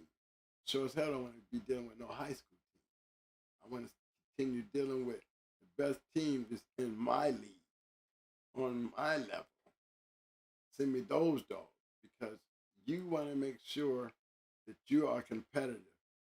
And when you want to know the only way you're going to find that competitiveness out is you're going to have to put that dog down into some competition. And what is competition? Just another man standing over there with the same mindset as you that he think he can beat you. You notice I haven't changed off of that yet. I'm still just putting those two dogs in the corner, waiting on the referee to say release the dog, because that's where the game really lives. That's where the game is really answered. That's where the game really shows its true competitiveness. Everything about the game right there is at that point, right there. All everything after that, everything before that is a bunch of bullshit. So if I don't look good that night, I'm going to have to hear it every time we pull up a pedigree. Hey, he didn't look good at all that night. He looked terrible, but he won. He wasn't really looking like shit tonight. Maybe he wasn't, but like you said, he won. You don't see that on a stove burning, boiling water, running hot. Guaranteed, you're gonna hear that statement. You're gonna see all the other eyes on that stove gonna be related to that conversation, and they're gonna have nothing to do with him and his injury, nothing to do with him being hurt, nothing. They don't even think about the loss. They try to look past the loss. You know, it works the same way in the dog game. Same way. Hey, we got any questions, guys? I want to know y'all opinions on what y'all think about the competition. I'm gonna see if I can get y'all up and pull y'all up. You know, I want to plug in. Hey, well, I'm shouting out some people, man, some young dudes out of Bama, man. Berto and them Bama boys. These are supporters, man. These are them Backstreet boys. You know, it's them Backstreets, you know. I always tell y'all, you know, that you look in the views, you look in the during the show, and you're gonna always see these high numbers at the end of the show. And you know, during time, I've realized that I do have a fan base out there. We got a fan base out there that is in the Backstreet, and where a lot of our numbers is coming up from. And I'm starting to get that notification from them, being I've said it out here, like I said, you know, they're starting to come out those woodwork like roaches just to let me know, you know, that they see me, and the best thing about it, I'm touchable, I'm reachable. A lot of them go to the show and they watch the show, but they would never think in their wildest minds, you know, they had an opportunity to talk to one of us, that, you know, it'd be like, they'd be really happy to have an opportunity to talk to us. You know, and I have to say to Bardo and the Bama boys, they was one of them guys that had an opportunity, you know, that they got grabbed a number, looking through the videos, took a shot, and guess what? I answered the phone. And they was literally shocked, you know, that they was able to get in touch with me. You know, they had help, you know, one of my boys, you know, one of my guys that I mentored, you know, he know him. You know, and they didn't believe that he knew us like he really do. So that opportunity came where my man led him to the water, and they were very happy to got the opportunity to talk to him. And, you know, it felt good to see there's so many guys out there, you know, from the Backstreet to starting to stand up and throw their salutes out there. You know what I'm saying? I see y'all. So special shout out the Bartow and the Bama boy. Now y'all can go out there and tell your fellas and your friends and shit. Not only did you talk to Twin gave me a shout out right there on the fucking show. Because y'all deserve it. Because the words you spoke to me, I'm just letting you know, man. You're part of history now. I said it on the show, and these videos gonna always be up. And you stand for many guys in the Backstreet that I do hear from. Your words are very kind. You know, y'all give me a lot of enthusiasm, you know what I'm saying, as far as what y'all getting out of it, you know, and to put me up there like, you know, y'all be having me feeling like, damn, man, these dudes be really on that, you know what I'm saying, because I know my message, you know, and I respect my own message by listening to guys come to me and tell me the things that they tell me. I can't do nothing but respect myself for being able to do that for them. So it's going to always be a pleasure, and it's always going to be a privilege when y'all shout back at me, man, to let me know what I'm giving y'all. It really does feel good to know that. It feels even better, man, that y'all be so enthused to get the opportunity to say that to me. You know, so shout out to the Backstreet, shout out to the Bama boys, and all my other fellas out there that you know is part of that Backstreet road thing. You know what I'm saying? Stay safe, stay real. Always scratch the wind. You know what I'm saying? That's for y'all. That y'all keeps me motivated. You know, because y'all keep letting me know that it's worth you being there. You know, they have Going Hard night shows on Tuesday and Fridays where it'd be a bunch of dog men hooking up just to sit back and watch the show and talk shit. You'd be surprised why our numbers are like they are when you don't see no comments, you don't see all these likes. It's because they the backstreet. They're just here to enjoy a real dog. You know, do they bounce around? A lot of them say they don't. A lot of them, they get a hold of me, they got an opportunity to get in the email or a thing like that from the backstreet.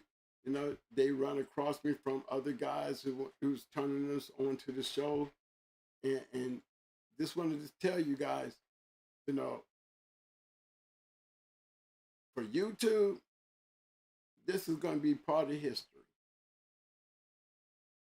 You know, I don't know how long I'm going to be able to do this. I don't know when I'm going to be able to just come in here one day and don't want to do it no more. You know what I'm saying? Because maybe I'm just getting sick. But until then, I'm scratching the wind. And I'm not trying to walk away when I got that many people out there. You know what I'm saying? It's not like I'm trying to be bigger and better than everybody else. It's just the people who show me the love. It would be just maybe just 10 of y'all, and I would feel the same damn way that it would be, you know, with all the you know, hundreds and over hundreds of guys that has shouted out to us to let us know how much we mean to them and their growth in this game. You know what I'm saying? They love the history, and you know, it's a lot of shit that they're being taught, a lot of shit they're finding out, and a lot of things they're starting to cipher through, like the bullshit. You know, some guys don't want to spoil their brain or their mindset, and they don't like going to other podcasts. They just be stuck on ours. You know, they've tried to dibble dabble thing. That's why some of these other podcasts, their numbers are not looking as great as they used to, because the backstreet is, you know, they only want to run to what's entertainment. As long as you're entertaining, they're going to come and see you, because they don't have nothing to do. Most of the time, they're working a fucking dog. Most of the time, they're doing something pertaining to a yard. I know how this game works on the real end of this shit. Everybody's feeding somebody. Everybody's feeding dog. You know? Internet guys, y'all got all the time in the world. Doggers don't. They sitting there watching this show probably while they got a dog on the damn ear. You know what I'm saying? You never know. You know, it's just, we got old dog, man, that just would like to sit there and just reminisce. And shake their head and say, you right. And be quick to, you know, send an email. Man, keep it up, man. We love you, man. Yeah, you speaking that shit. Well, I'm glad to hear so many of you guys say that. You know, we coming up on our year next month. And we already at 541,000 views. You know, and that's within 2 years. And to me, it didn't take us a lot of videos to get there. And as I see it growing, it's only growing because it's entertaining. You know, not only is it entertaining, it's educational. Everything this show was meant to do and be, you know, maybe not no big level. I'm not 7'8", and I ain't Triple J, and I ain't, you know, I ain't Fat Bill. You know, I ain't no legend like Fat Bill, but my show might be bigger than Fat Bill's. That's because, you know, they do their own thing. I don't have nothing to do with that. I got something to do with everything that we do here. I just want to let y'all know, man, thank y'all for everything. For all those people that shouted out and hollered at us, you know, we got y'all. We see y'all. That's why we always giving that shout out to y'all. We know where the love coming from everywhere. So, Gameville, be sure to let my peoples know over there, Birdo and them, that they can hit this video and do a rewind. Huh? Oh, Birdo in the chat. Birdo, you in the chat, man. Oh, okay, Birdo. He told me you in the chat room. What's up, Birdo? What's up, baby? Yeah, we dibbed and dabbed. We did some slapping up. and Bubba Lopez. What's up, baby? Yeah, these them are peoples back in there, man. Glad to see y'all even stop through the show. These is probably won't never see them again, you know. But I know they there. You know, a lot of them I know y'all there, so I really seriously say thank you to y'all. But I think we put too many emphasis on competition, even though I used to talk shit like, I beat somebody, I don't get no one. You win 90% of the time. That goes for a lot of the dogs that was going hard dogs. If we beat somebody who wasn't as, on a level as we are, we don't get no one. Now just imagine if the game was really built on we don't go into nobody unless you got ones. You can get us a one. If we beat you, we can get a one. Imagine that. If the game was really built on nobody want to go into anybody unless they're recognized. No, if you ain't recognized, I don't want to go in. Imagine if it was like that. Would y'all really say the competitiveness would be better? Really? I don't believe it would. Because it's the ones that want to compete against that level of competition. Those are the real competitors right there. When you're just picking, you don't want to deal with nothing but competitors like high level kennels, then you're on a fame and game thing. You know what I'm saying? You going for that gold trophy. Your mindset is on the dog embedment into the game that you can sit there and say that he beat 5 great kennels. And there's nothing wrong with that. That's what you call managing your fighter. He could be a hell of a bulldog, and you can make him a high-level bulldog by doing that, by being restrictive like that. The problem is, will he grow old becoming a grand champion? Because that's putting a lot against him. That's taking a lot trying to find some, them deep waters where those sharks swim. Remember, Pandy jumped out there and did it, several times and couldn't get it. So you just got to understand, there's some level that we will never hit the plateau. Because we probably had that opportunity to get that great dog, that opportunity to go into that big badass dog and the chance to beat him, whether you know it or not, whether you're going to win or not.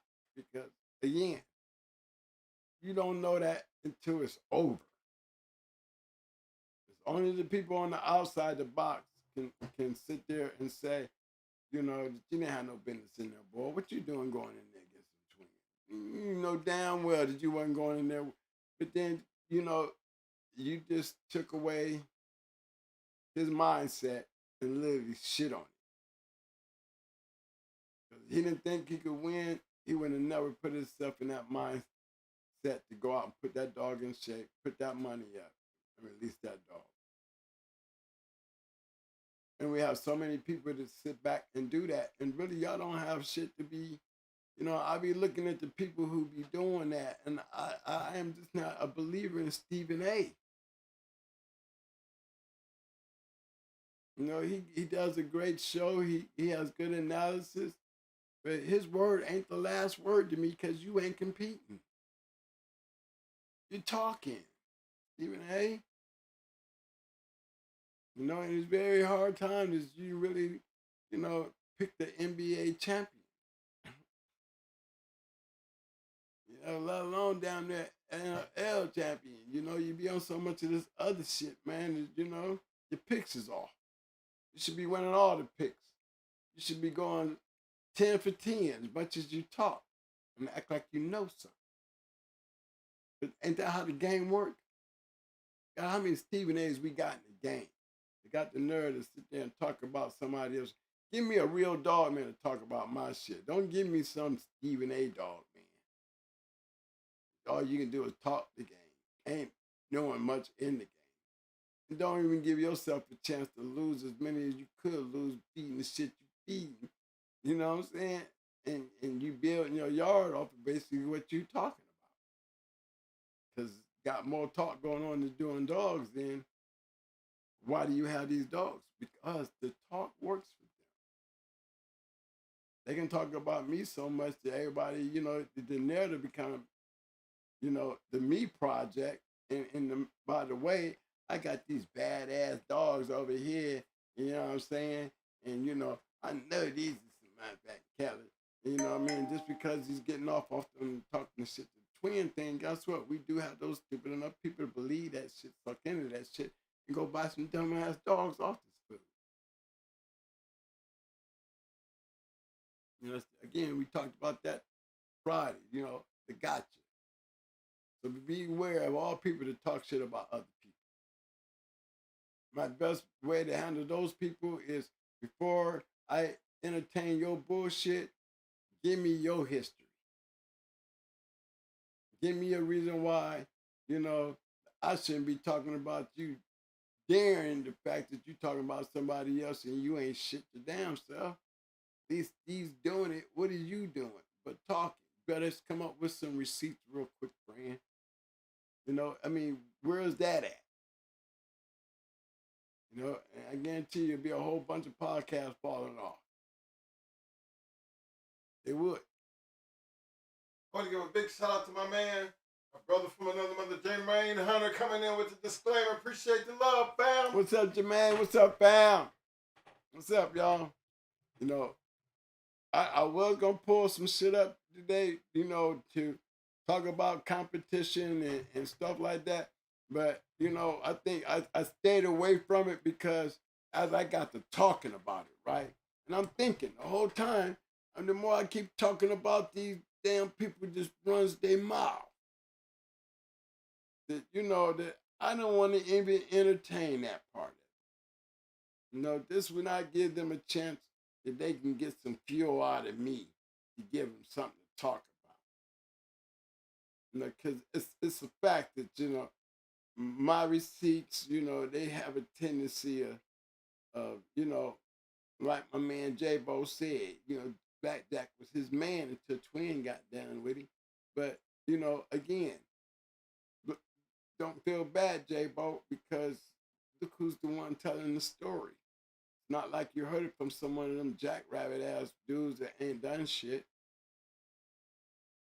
You heard it from a real dog man who was able to sit there and just point the shit out to you. But not one time did I disrespect Blackjack.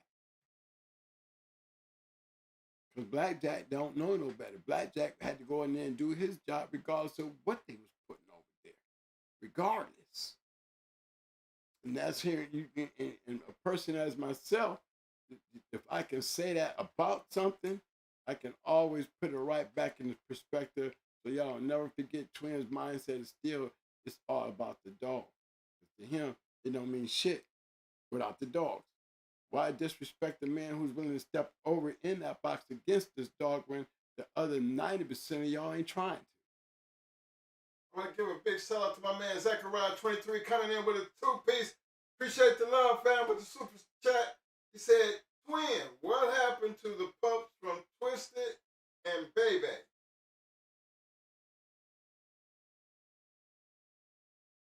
Twisted and Baby, it was Lupe. Lupe was one of them. It was all females, wasn't no males.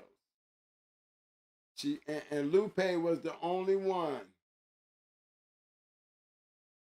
Yeah, Lupe was the only one. Remember Lupe? Her name was Lupe.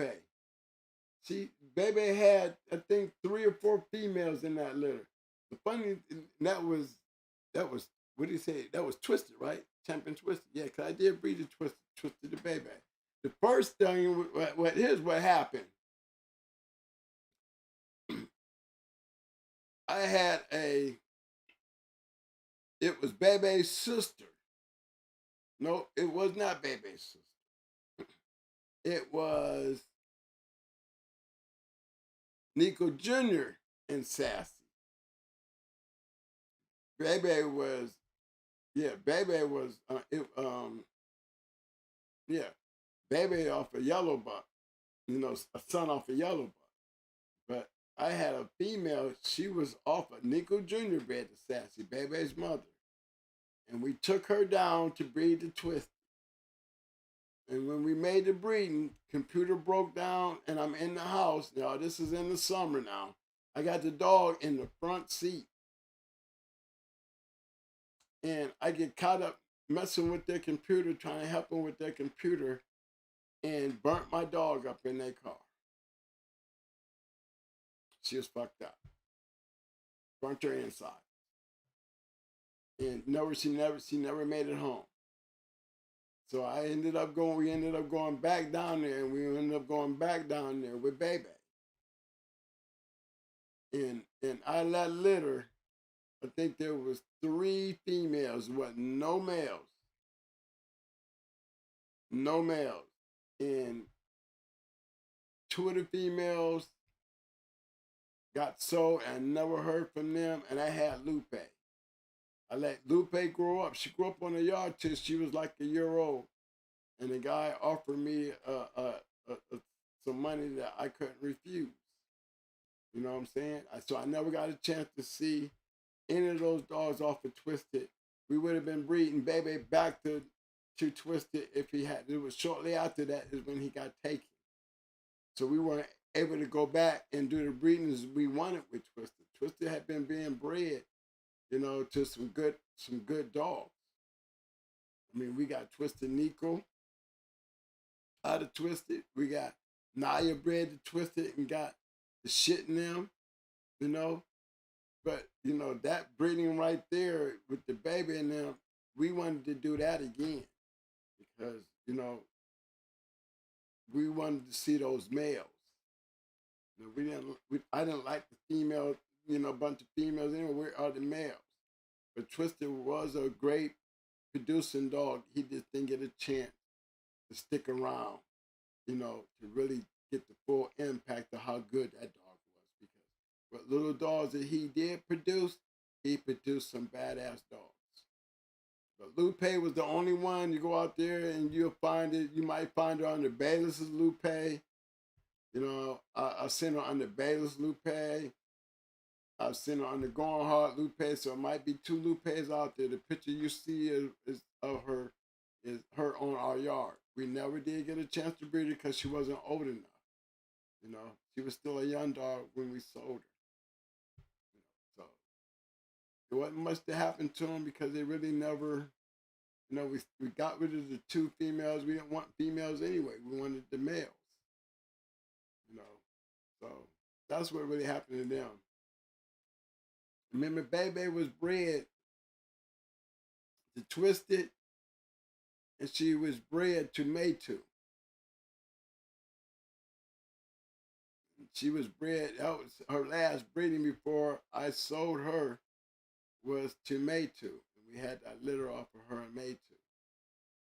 And then, she went up there to Virginia with Jamie, which he made those breedings that made her, completed her career as an all-wimp by breeding Orca and Maximo to her. All right, what's up? Let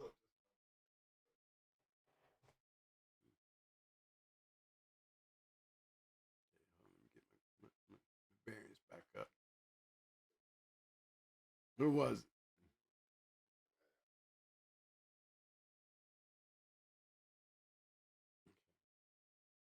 No, not yet. I'm getting there. Yeah, I'm ready now. Mm-hmm.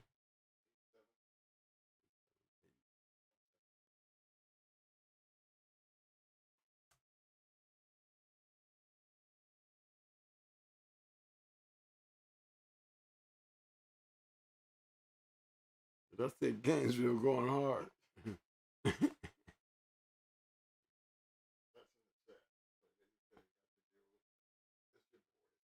No, these are my boys here, y'all. They done sent me this pedigree right here. That's my boys right there, Gainesville going hard. They must gonna be using that too.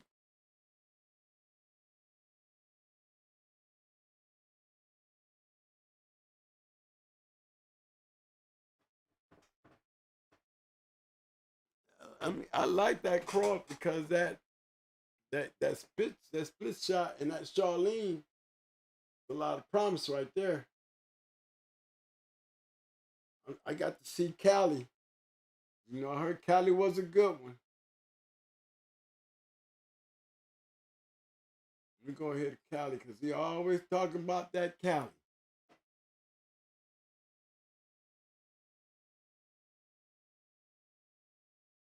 Yeah, I see that Kunta. That okay, I see all that good shit up in there. I see it what y'all talking about. Y'all throwing that sliding that boils all up in there like that. I see y'all. Yeah, I see the makings and the markings. And the good thing about it is the way it goes back. Yeah, especially this one here. I like this one. I like these types.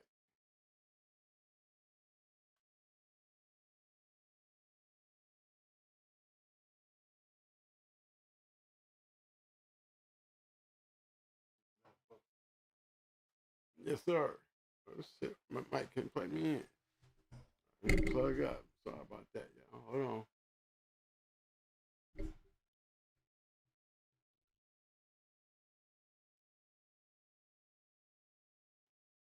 You got to admit,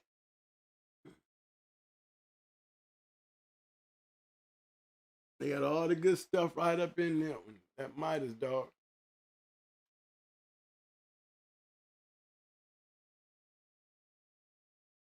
That's competitive shit right. Y'all just breeding. Y'all just making breedings. Now I'm gonna tell you like this.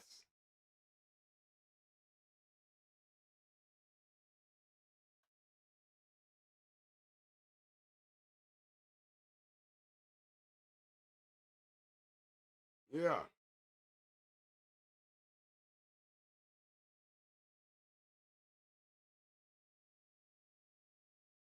Y'all can see they definitely is breeding the shit out of him.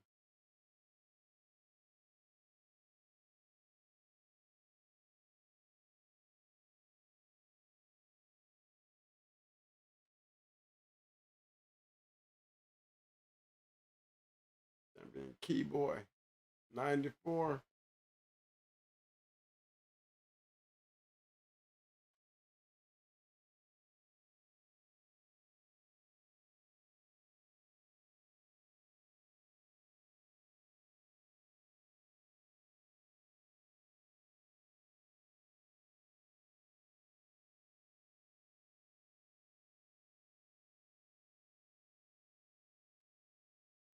Yeah.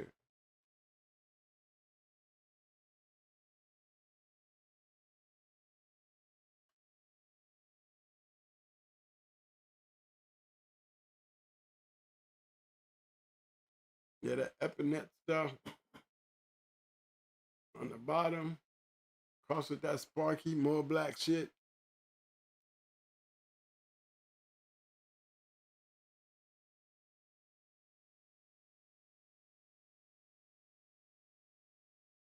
See this player.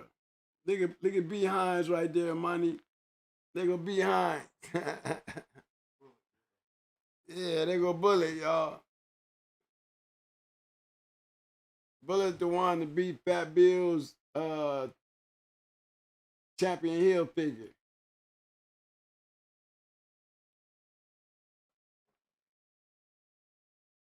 Yeah, that's family right there too from Ohio. Look at old Bullet. Got Bullet in there. You gonna that would trip all them out. Yeah, he was a bad boy. Hill figure was about a 4-time winner down south.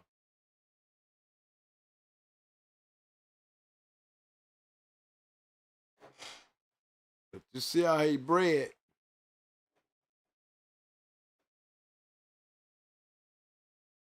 Yeah, they're my peoples. They got bullet way back there, and it's bringing them to an ebonite dog. Okay, Kennel KP has something to do with that. Oh yeah. Look at that champion there. They're going my home people. My peoples. I told you we build them.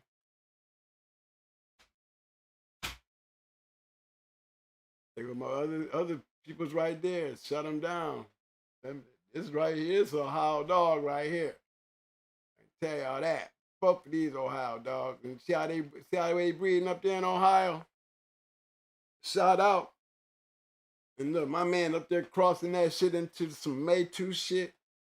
He's putting all that Ohio shit back on top of that shit. You know he gonna get them killers. Good bred dogs.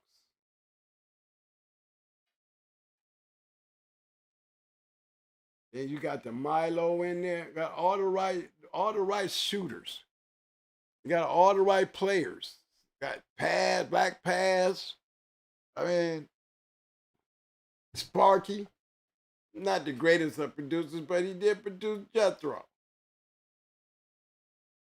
And that was just the bottom end. A Midas.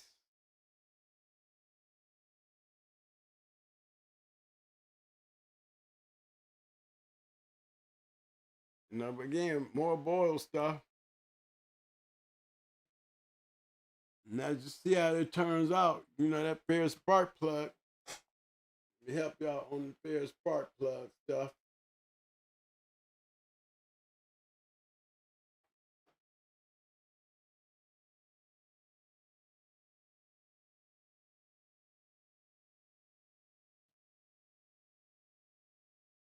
Not too many of y'all know about the pair of spark plug, but he was a good producer.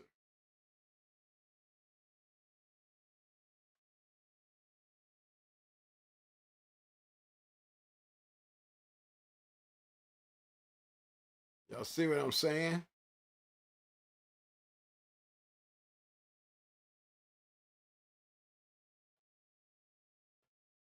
Yeah. All right, we going all the way back up in here.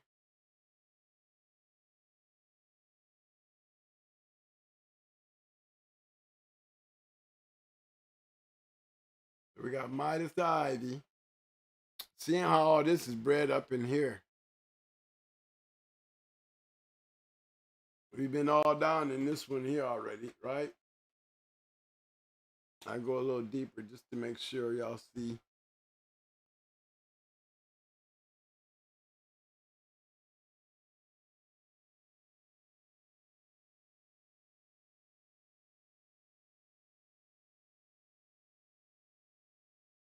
One thing for damn sure,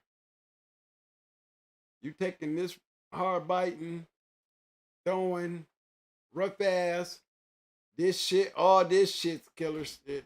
I can tell you that. If anybody can throw it, he can throw it. And you putting that into this rough ass, hard biting, boiled shit right here, a genetic hookup that could work very, very well.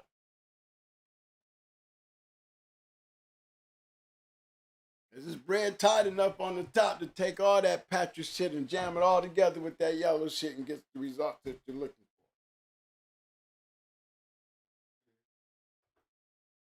I had to throw that up there. My people sent that in, so I had to throw it up there. That's what you call building competition. Smart way of doing it, too, because everything he's using is competitive.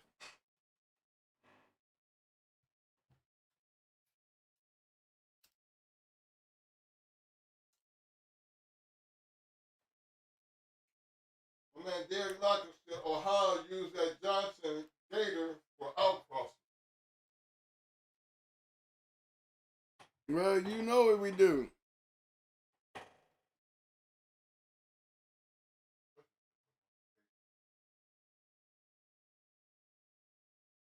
Oh, yeah. My man, he was just, them is like, that's family right there. And look, they took the top half of that, and this part right here is the beast right here.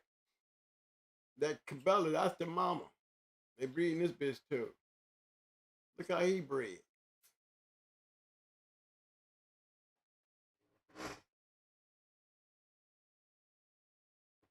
So when you start opening that shit up, You be like, there's some more shit in there. Oh yeah, there's a lot more of that shit. You putting a lot of yellow on top of that shit, a lot of red, boy. You doing a lot of shit with that.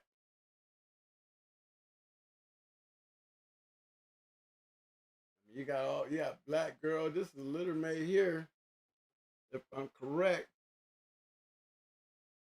I think ain't Charlene the litter mate to Jimmy? Let me make sure. I always got to go through black girl to see what I'm looking for. Let me pull it up and see. There you go. Yep. See?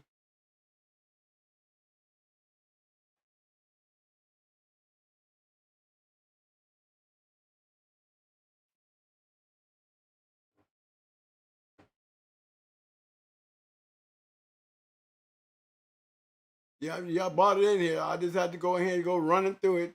Show everybody how deeply bred that shit was. Years of that shit. Down to 20 years of breeding right there. Erica Henry said, you can bring Maytu to a lab and get at least one out of it. If you ain't lying, that's for real though. You is not lying on that. That is the truth. That is true. He was every bit. The match dog was his brother. Earthquake. Yep, they called him Earthquake. Yep, Mayo. Maytu and Mayo. Them was too bad. Them was two good dogs. And yeah, he could produce.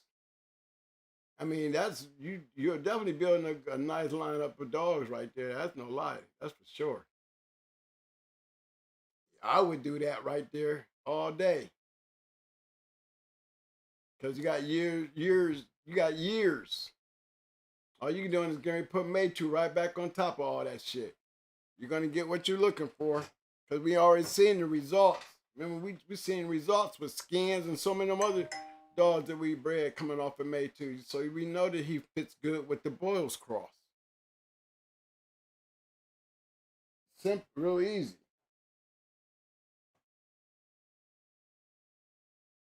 When you got that kind of, when you got that breeding information, and these are dogs that they're just taking years of just producing these dogs. So yeah, I'm impressed. You got there was one more straw left. I would have to put that out there and say, y'all, would y'all use the last straw I made two on a breeding like this right here? You know, that would be a good question to ask the world. Even though you know how we do it anyway, you're gonna do it just because you know you did it. You know what you're doing. You know what you're doing, so you did it.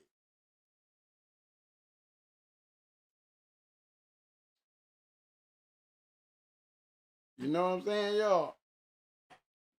I like to be pulling in. They up there pulling their shit up, throwing their shit in there. Yeah. The one valve I made two left, I would.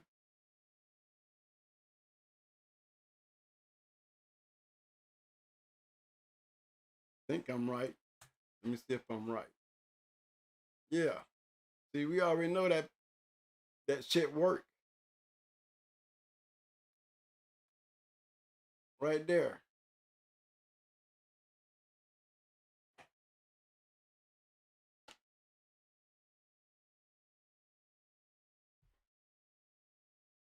You know, they go Fatty Girl, they go Skins, they go some Boyle stuff right there, crossed with some Mayday.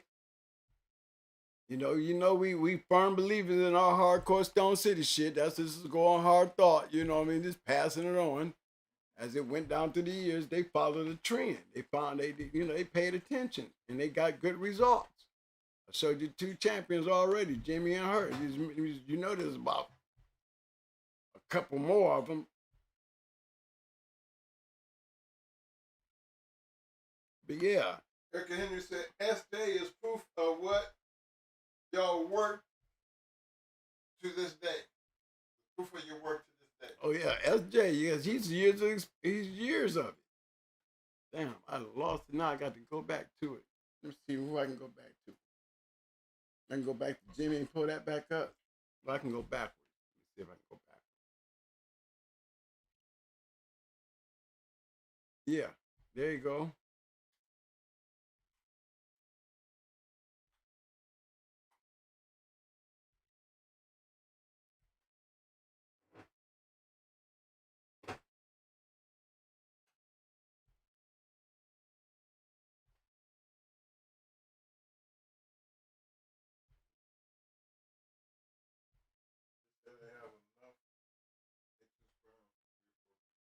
Damn, enough for 3 or 4 breedings? But damn it, man, you ought to let me pick one of them breedings. Let me get one of them breedings, man. Because I can tell you, boy, I would be on a hunt across America. Because you know the right hookup, we already, you know what you got there. You bringing,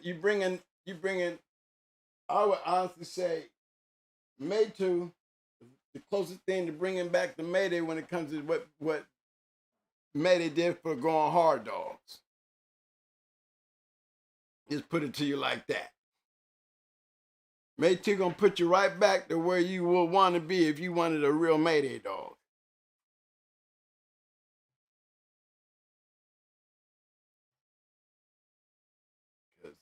These dogs right here had something a little extra to them, and to me, that extra came from what really set their shit off from everybody else with this shit right here. This is a part of the going hard genetics, y'all, that really set the game when it comes to Mayto and Mayday. That breeding right there. You want to see where all that back end stifle shit come from them line of dogs? The genetics that came off of this breeding right here is where it came from. You got all that gameness right here. And then you got that craziness right here, because look, that's all that yellow. And then you got that hard bite and 6-time winner grand champion Ace, who was nothing but a hard end, back end special. Amber wasn't a bad dog or damn self, because y'all people really, y'all don't know it. But Yellow John, these yellow dogs, they were back end dogs. We had a few. Amber was a back end. She loved it. She would go in the back end, you slip up on her. But adding that Ace to it really solidified the back end trait that was able to continue on. That trait right there sticks real hard and Mayto. Mayto was a back end dog. He actually bit one. Like I said, we were playing with the dogs and he hit one of the chicks. Some good dog. He hit a good dog in his back end and went down into him so deep he broke his back. Yeah, and his son turned around and did the same thing that he did to that dog, his son did to him. Yeah, that's how ruthless that back end style of those dogs are. That's what makes these dogs hard to beat. On top of the fact that you can, you know, they got the gameness if you can ever take them that far to test it. But they got the ability to stay in there and get the job done and put the pressure on you where, you know, the gameness can't never be questioned, because they're going to take it however long it takes for them to dismantle you, they're going to be there to dismantle you. And there was a lot of those dogs that came off of him and a lot of those other going hard dogs to prove that point. That's competition. But if you look how they bred for competition. You shouldn't expect nothing less. And once you get one and see what a real one look like, you'll see why those years of competition they continued doing after we got out of dogs, they continued on. These are going hard dogs, but these ain't going hard doing it. These are other people doing it with the shit that came off what we created. That's what makes it so good for us. That we ain't walk them all. We ain't the only ones that could produce champions on our own yard. It was other people that was able to take our line of dogs, and you can see that they had champions and great dogs and produced ROMs and all kind of shit with these line of dogs. That's what sets us different from the ones that we talk about, whether you want to hear the shit or not. You know, it's the truth. I'd rather be able to go and take a winter camp, put it on my yard, like those dogs right there came off another camp, some shit that we put together and created our own shit. And they took our shit and they did the same thing, and history continues on. That's the line. That's the line of dogs. And had that many balls left, man, shoot.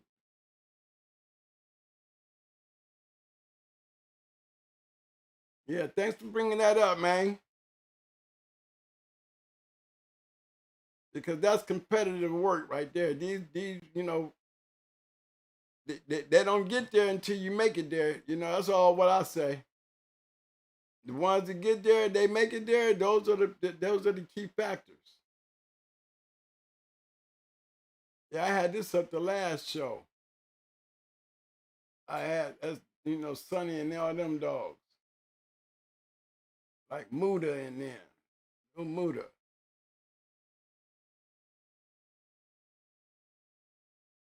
You know, I always thought that those bulls cross would always work. You see here, I'm just diving back. I'm just steady going back. So we've been tapping into a couple of these Mayday dogs. I was like, go back on my back arrow. You know what I'm saying? One thing about those crosses, they just throw good dogs.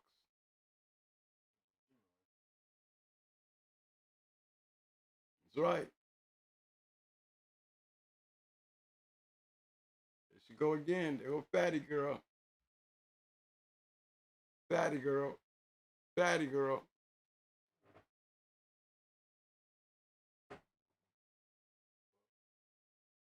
That cool buck stuff. Yeah, that's I mean, to me, when you breed for competition, you got to take the aspect of these kind of breedings, man. Making it, they're the ones that make it work. If you want competitive dogs, the way you get them, and that's for sure. Like this one right here, this breeding right here, gonna be interesting. Why is it gonna be so interesting?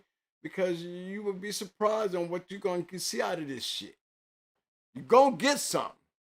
You gonna get something. You best believe it's gonna be something to talk about. Always have been. You always have been. And that combination right there, you know, Gainesville going hard, I would have to name one of them puppies going hard. Solidify that issue because he should be going hard.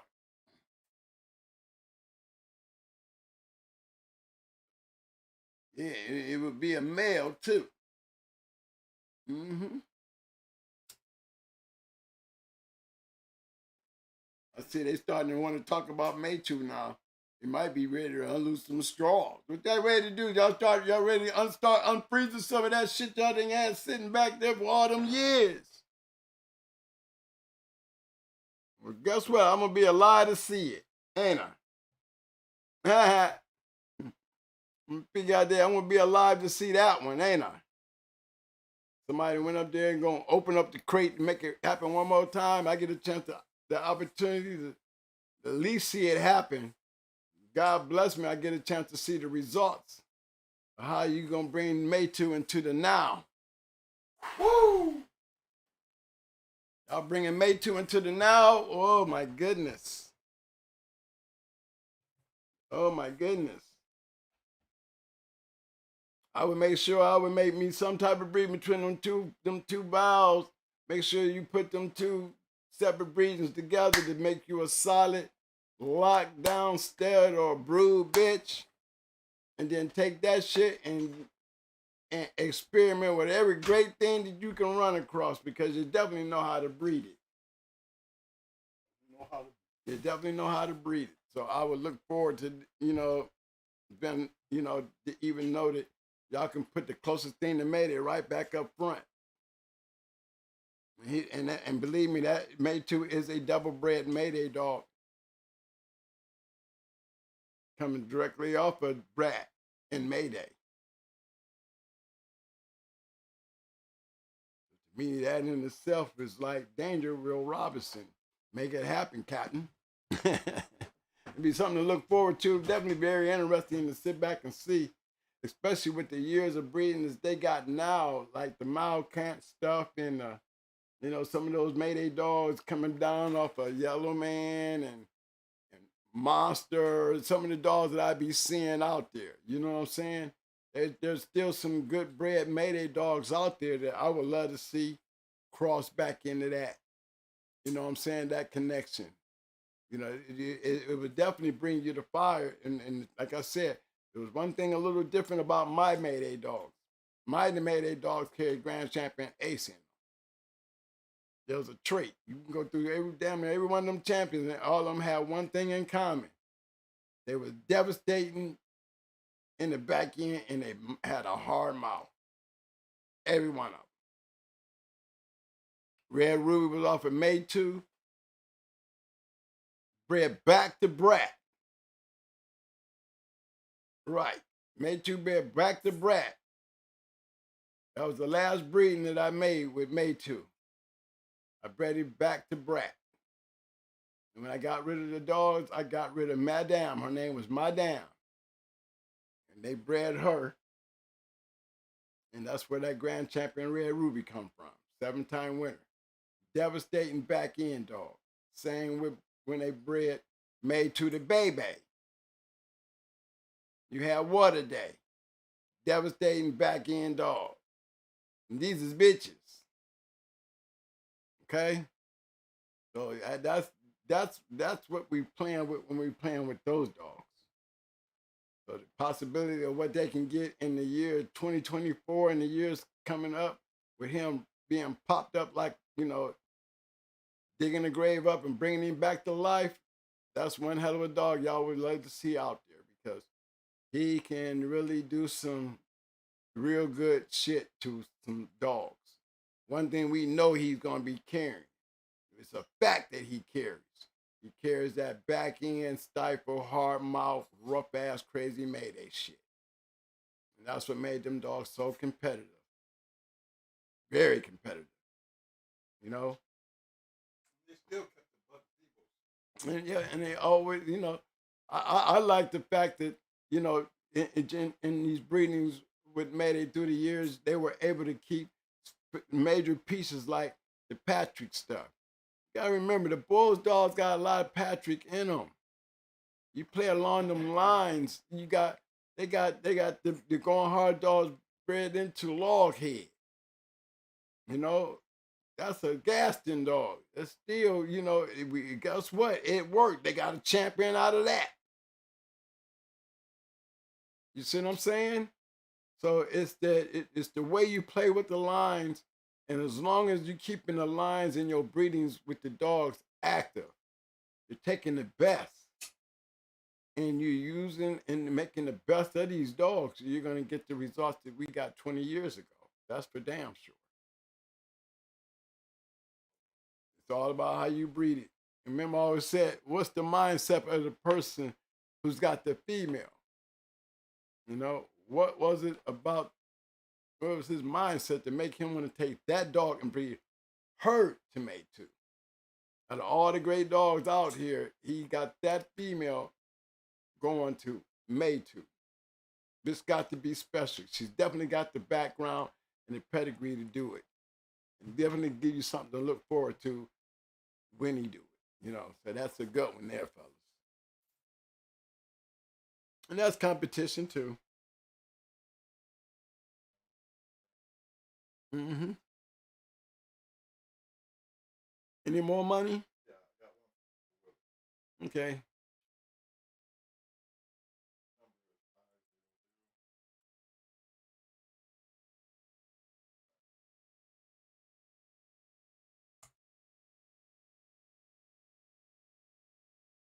Okay. There we go.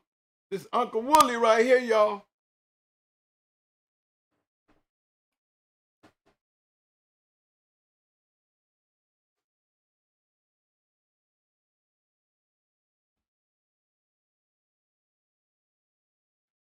Yeah, Milo, he threw some good dogs too. He was another one out there, boy. You better look out for, as he could throw some good ones too.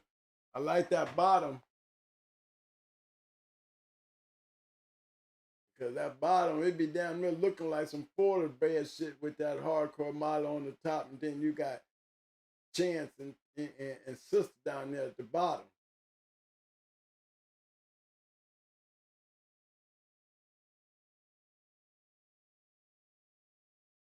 Look how she's bred.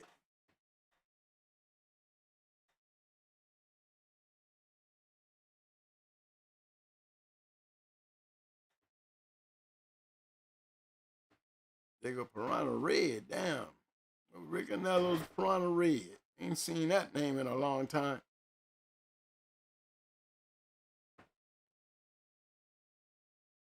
Yeah, and another thing they doing is real smart. They crossing that stuff up with more of that inbred red boy, and ain't nobody. And as you can see, they ain't afraid to go bull skull shine. Look at him. You know he got him my handicap one on there. 3 hours and 10 minutes is a good one.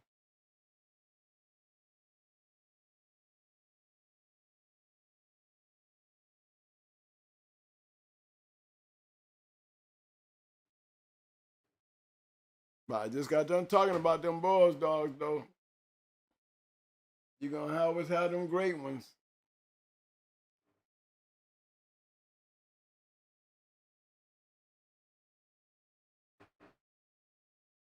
Yeah, y'all see all that Patrick. And that's why it seems to work. That's why it seems to cross well with Mayday. Because of all that Patrick and Stone City and and hardcore. I mean, it's just they're adding that red boy touch to it.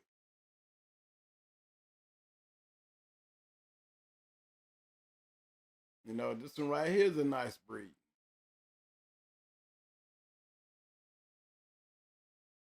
You see what I'm saying?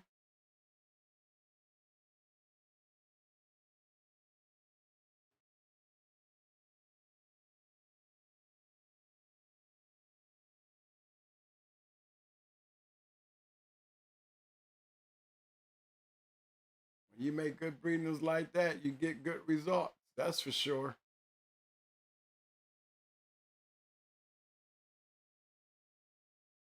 And another thing, why we're talking about competition, your breeding program should consist of that word.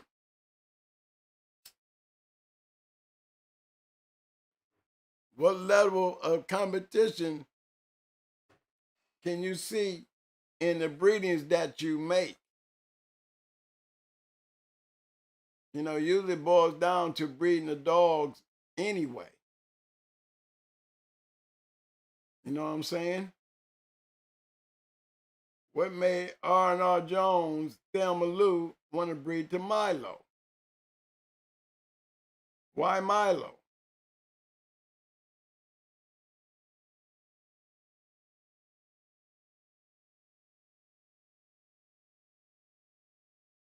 They go Champion Morocco, which was a good dog. Champion Cheyenne was a good dog.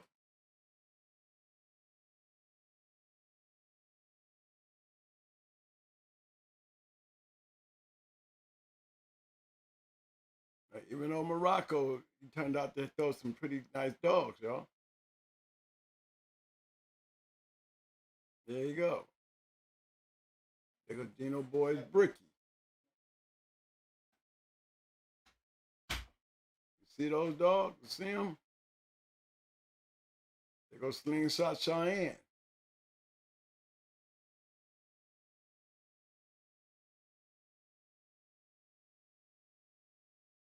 That's right. That's Fat Boy. That's Cheyenne. That's my boy Fat Boy in there. That's Cheyenne right there. 4-time winner. Beat Roster Man.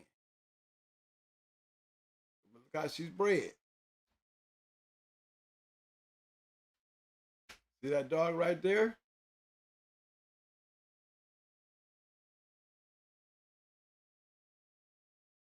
Guarantee you're gonna recognize the sibling.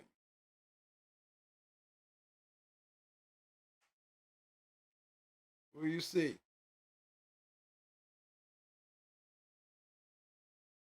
That's the same Apache you be hearing me talk about Came from Sassy Girl. We bred this dog right here, the Brat's Little Mate brother, and we came up with Sassy Girl. Sassy Girl's the mother to Baby, Buck Rogers, and all those other dogs that you see. She was the one who, she was our brood bitch.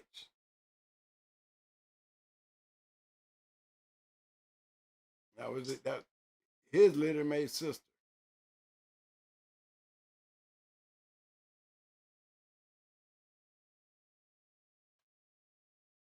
You see our concept. You see this shit work when you go look at Brick and all these other dogs. You're gonna see these same old concepts, y'all. These are things that work.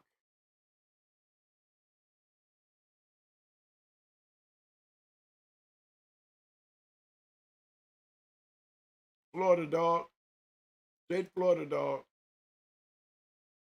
I had him. We had him on the show. That's my boy.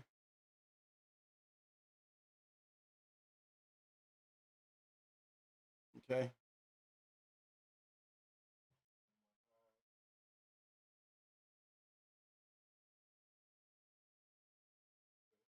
Yeah, hold on. That's Morocco's breeding right there. He produced some good ones. Ain't showing up on here, but they're gonna never say never. Tack them in the head, bro.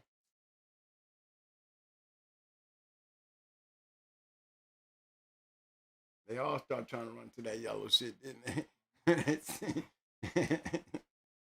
Hell yeah, they all start running to that yellow shit when we come to when they leave their yard. They start changing out some shit. For real. Okay, give me that number, Mike.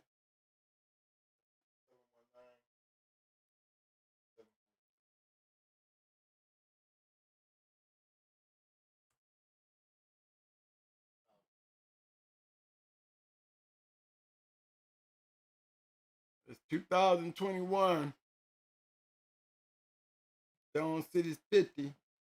I see 318 in there, so you know it's gonna be some nice. I see Champion Return in there. That's a hell of a good one.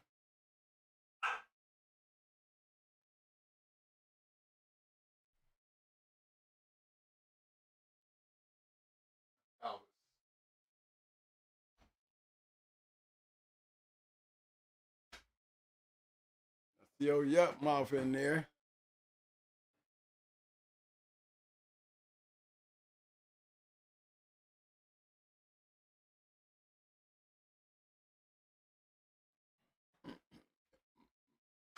Here's my question with that female.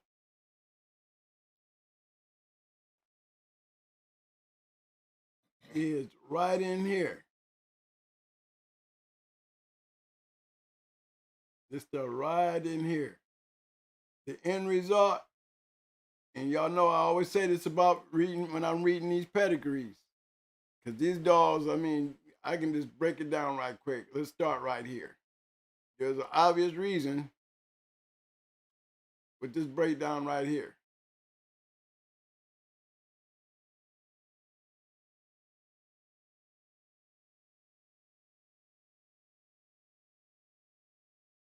You know, they got a piece of everything in there.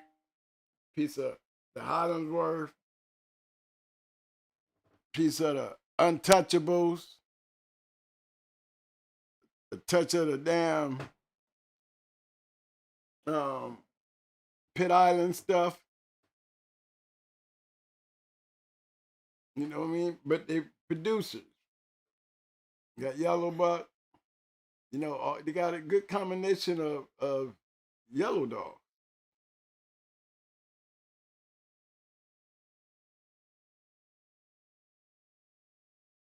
You know, can't forget Mayday.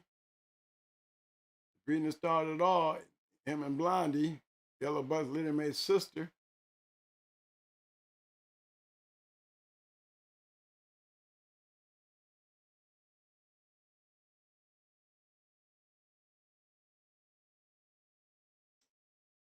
Yeah.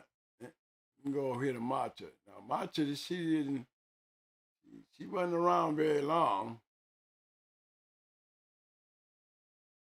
And as y'all can see,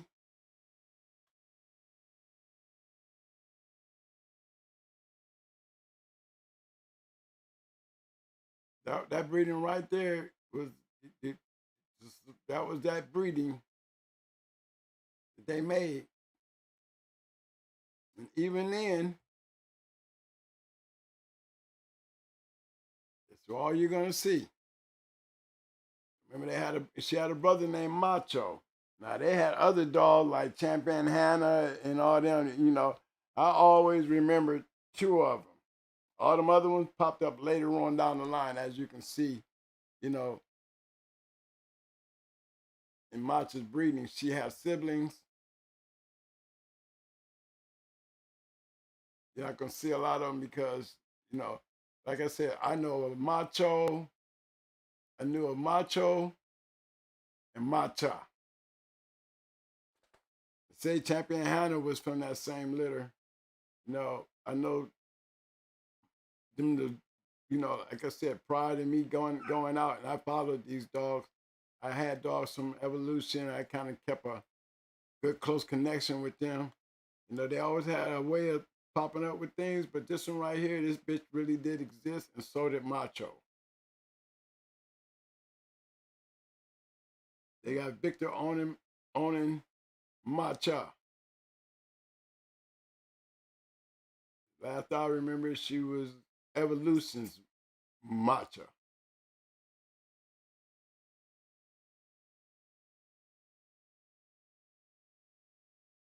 But basically, that's what they look like, baby. It was one of them.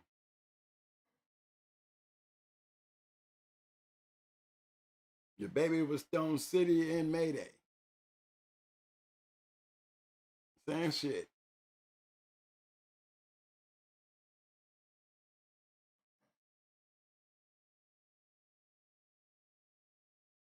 But I always go back to that. I go back to those to say this. You got to breed them right, though.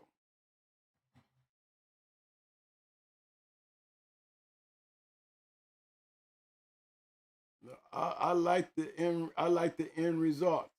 See, this dog right here is it going to be a match dog or a producer?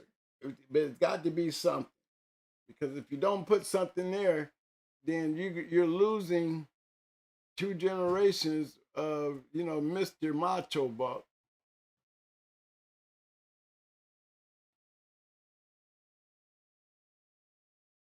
You know what I mean? And what we're looking at is a bunch of pedigrees.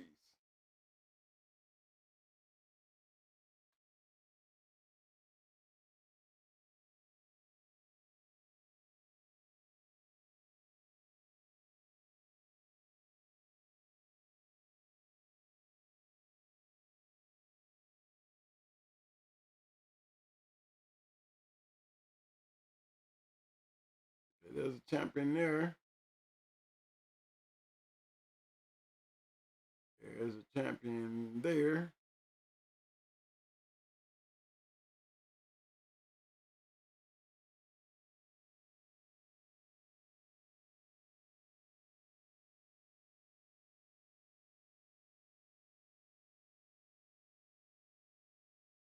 Well, we see what kind of champion he was.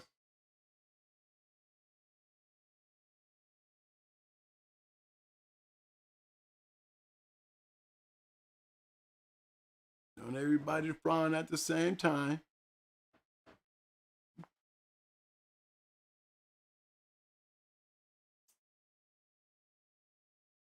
They still got the old pedigree. They still got an EK's Macho Buck down there.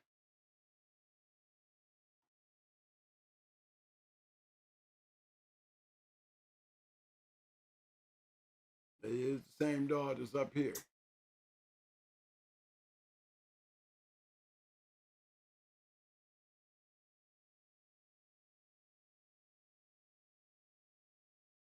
So now I can go back in here and say again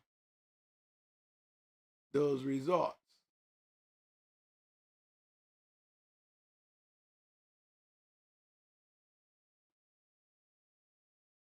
Okay, now we got a black one here.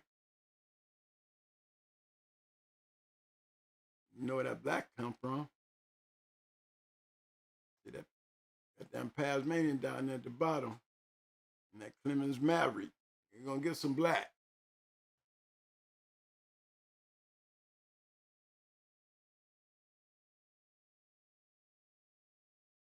I always said that, Mayday's greatest attribute to me was he could throw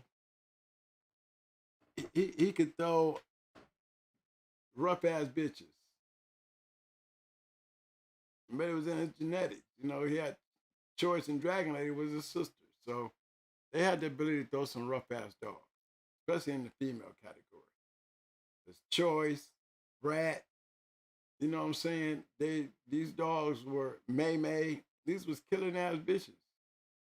Annabelle wasn't a killer like the rest of them, but she was definitely one that she could destroy a dog.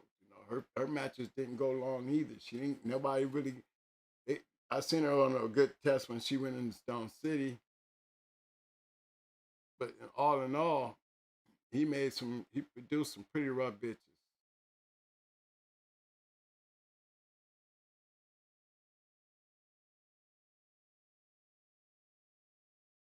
Okay, that's Mr. Macho. So that's 2 champions.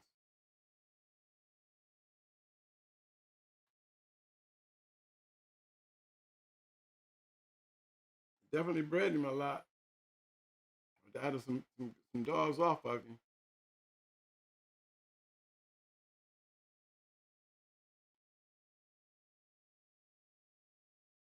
Guess this would be the 3rd champion. Well, we'll see, that would be the 4th champion because there's one right here. Champion Lip Man, Champion Rock. I don't think we did Rock, did we?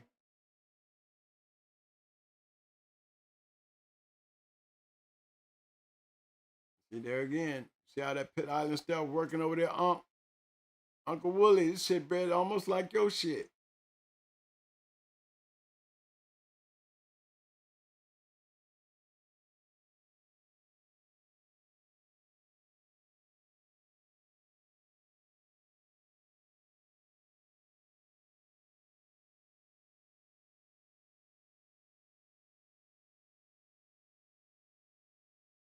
That's probably one thing you never want to see, a red nose Mayday dog come through your yard, because them dogs is definitely very full force killers, yo. They always got that special ability.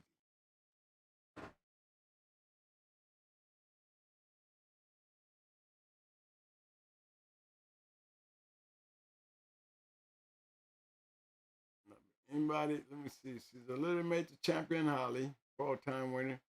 Made all women 1 litter. Champion Lip Man, Champion Snake, Champion King Man. That's 3 right there.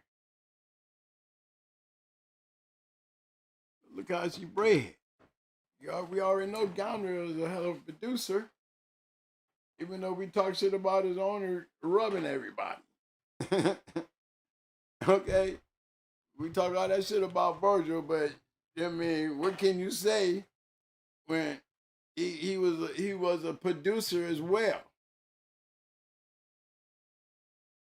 They say he rubbed, but again, we don't blame that on Virgil. Because from the looks of it, he shouldn't have had to rub Virgil. He was producer too. Just don't see the purpose in breeding and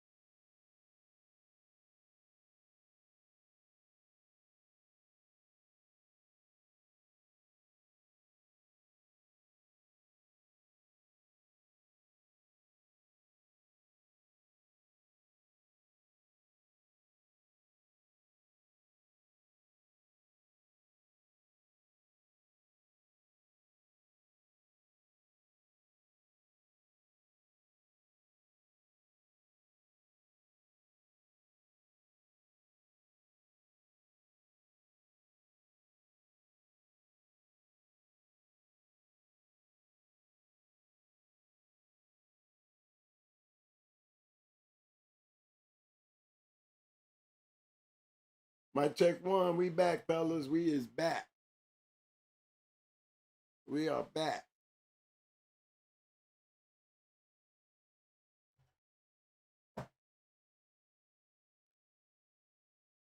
Okay, this is where I started off at. Remember, I think the last part, I hope we got to this part where I said the way we doing those pedigrees, and we was talking about that line right here. And we started great here, falling off here, but it's all line breeding. Still line breeding. Still line breeding, but what are we getting away from? It's not looking like this. Pretty soon this is going to be gone, and we're going to be dealing with nothing but this. If we can see the line breedings in them, but what's so pretty about that? And it's not looking much better right here, and we're still doing line breeding. Where's the results at? Then we move out here, okay, we're getting lesser and lesser. Before this is going to be the fourth generation. So it's very important by the time you go 3 generations, you got to be looking for some type of results. I always say that 3rd generation right here, dogs, these dogs is major factors. If you get this kind of pedigree here, and that's the best you got up in there, then you have to make sure that you do not go 3 generations without something. One-time winner, a producer, lucky, hopefully you're lucky enough to get a champion and shit like that. You know, you would just, I'd say these 3 generations and you know, to keep you in the ballpark of having, you know, match dogs back then, that's what I would have been considering to look at. If I can't get those 3 generations of the match dogs I'm looking for, then that line is not going to work for me.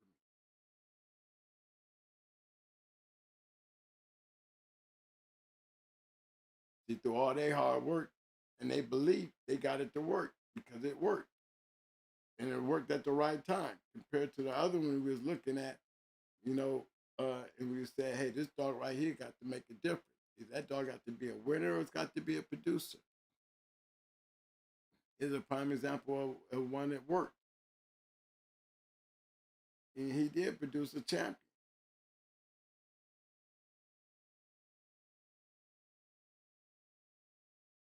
Really don't take but one.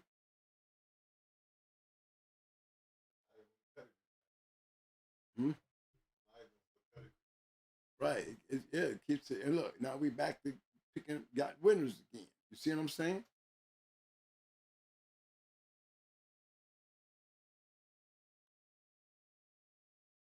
Now when you push it back there, what do you see?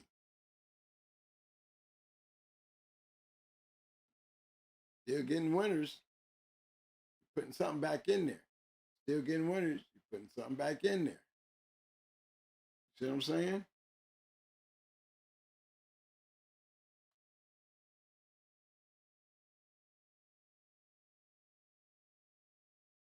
Good point. This is for competition purposes. You want to be competitive? The first thing you got to do is breed to be competitive. You know, got to breed to be competitive. You know, the kennel name don't make you a top name kennel. It's your dog. It's the dogs that your kennel can produce and bring out. That's what make your kennel a competitive kennel. One dog can't make you competitive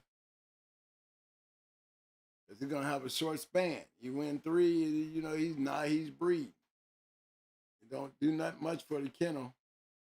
The kennel got to come up with 2 or 3 or more or 4 of those before they're really recognized as a kennel to contend with. When you got dogs coming out of the woodsy, being able to be, you know, campaign. So always pay attention to how you breed, especially for those who matched their dogs back then. You know, we had to be careful because we want match dogs. We don't want pretty pedigrees. You know, what's the good of having a pretty pedigree that's full of match dogs and you can't get one out of a litter?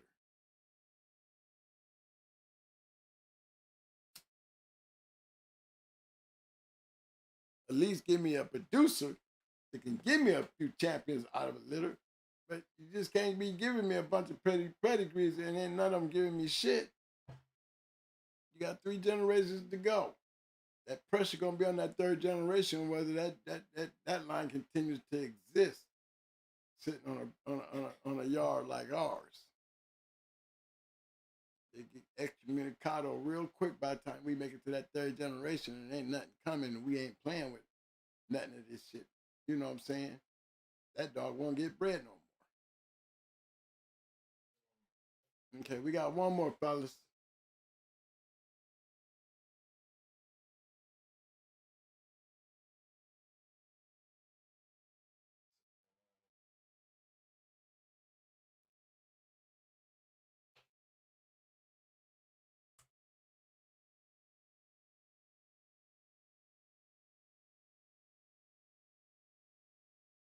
Okay.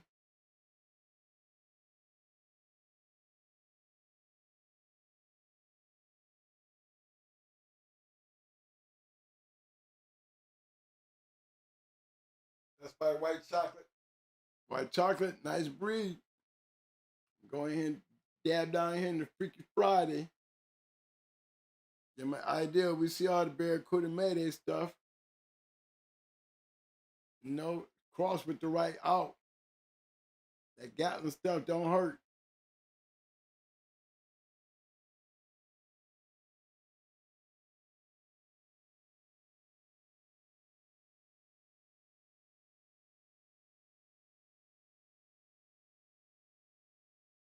Now, you want to know the truth?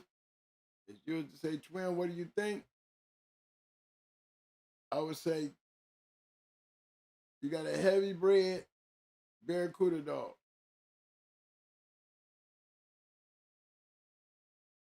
Watch this. Pay attention. Lifeline is not here. If you look at all this Barracuda stuff here, you got it up here and your out is coming out right. It's not even an out, it's a line coming right here. We all know that Mayday and Stone City Cross works good together. I mean, the Patrick Cross period. So, you know, so does the Gatlin stuff, the Gaston stuff, the Rattler stuff. The 57 produced the Macho Buck, which remember, he's an all-win Intergrand champion, dog of the year. You know what I'm saying? What Mayweather, this Mayweather dog, he has the power to produce. We'll know. If they're starting off good, they got a one-time winner out of him.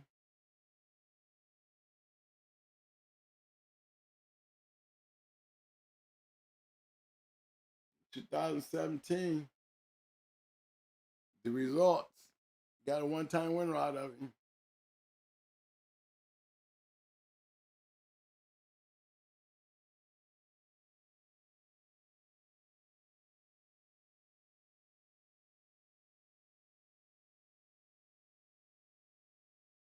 He worked a little bit to win that 49. He had to put in some work, a little bit of work.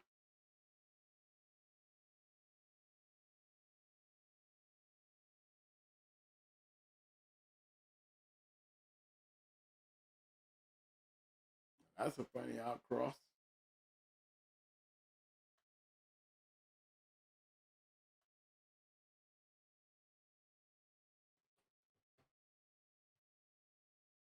Smart.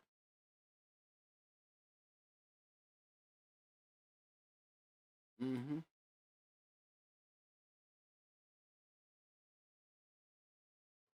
A lot of the stuff is heavy. Cunningham Redman. Cunningham, heavy breed. So they're out on this one here. It's heavy Cunningham's Redman.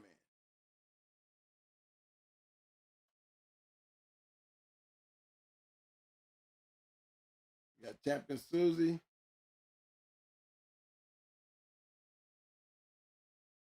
You got an open line here, but you got a closed case right here with the one-time winner. She had to be a good little bitch for them to make that decision to take that and cross it back in. They're already playing with some shit on the yard. Something impressed them to make those kind of moves.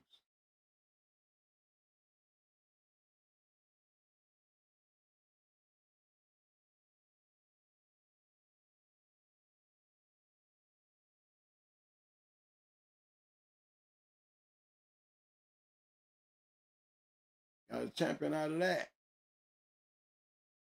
It's to an unknown.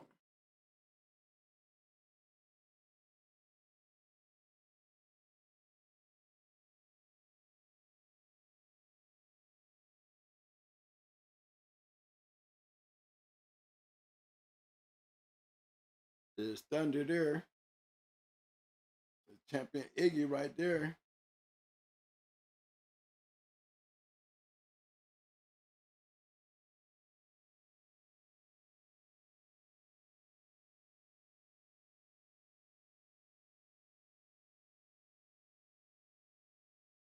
You're making these kind of breedings, man, and you're really paying attention to how you breeding and what you breeding, you get those kind of good results out of it. You know, it's the science in itself, but not bad. Mayweather, he got a chance to produce some good dogs if he did, and some offspring. To me, a whole lot of Barracuda is too much Barracuda.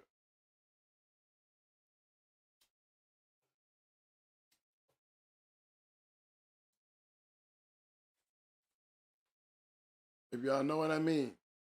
A lot of Barracuda in a dog. You know what? You're gonna have some big dogs, and they're gonna be slow on the startup. It takes them a little bit to grow up. They have the bodies to do it, but they don't have the mindset to get it done yet.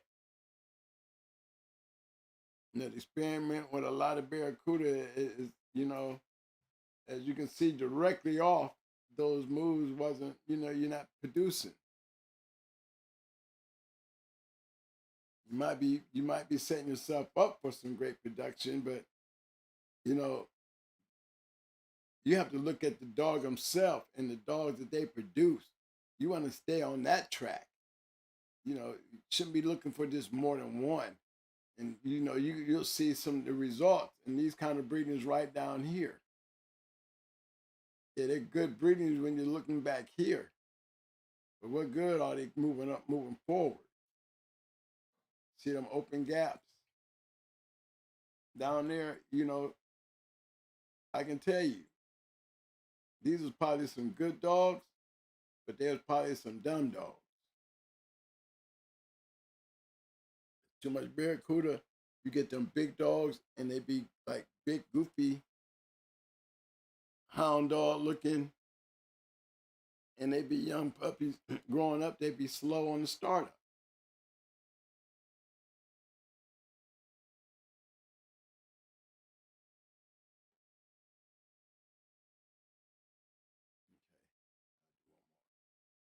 We got one more, guys. This is gonna be it here.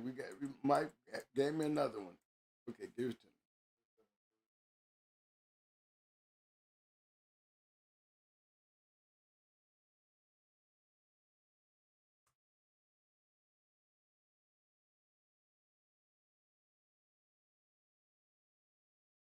Here go Uncle Willie.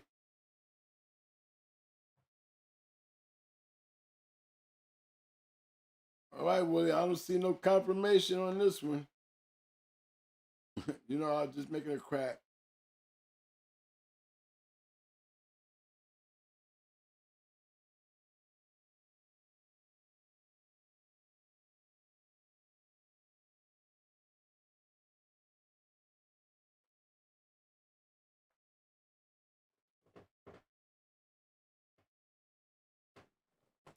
Yeah, they liked it, that hat and stuff.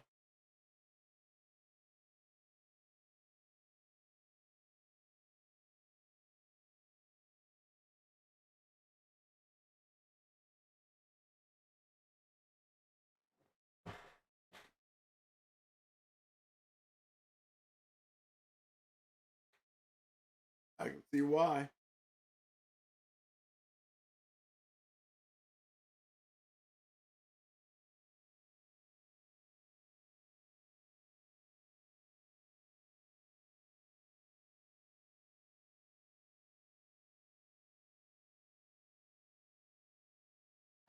They always spicing their shit up though, ain't they?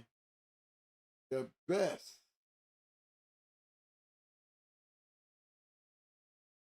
producing Frisco, Eli, Red Boy.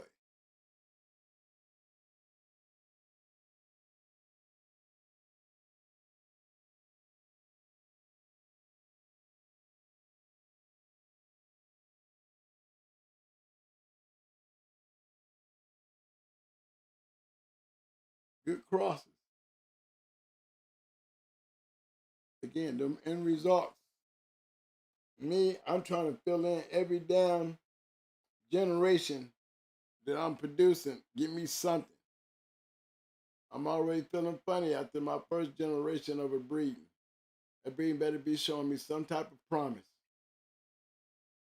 I can't see myself going 2 and 3 generations without getting something. You know what I mean? I got to see it. I can't sit there and just keep breeding trying to get it. I got to see mine early based on the dogs that you're using and that you're breeding. Don't everything click. Just because it look good don't mean it's gonna click good. No, you dogs, great dogs are not, if they're known to throw several great dogs, then you want to stay in that pattern. Mayday dogs throw a lot of great dogs. You know what I'm saying? And if you're going to be using Gaston dogs, that they produce a lot of great dogs. You see how that all went back there in that 4th generation? To me, the bottom, it's got a whole lot of good dogs in there. This dog here is Twisted Little May brother. That dog right there would be Twisted Little May brother.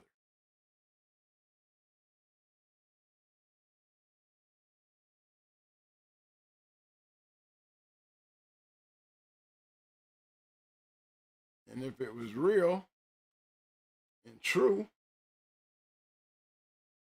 that would be Twisted Little May brother.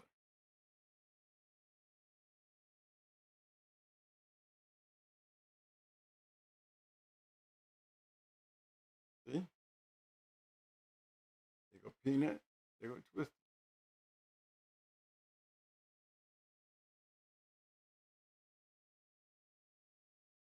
They go Holly.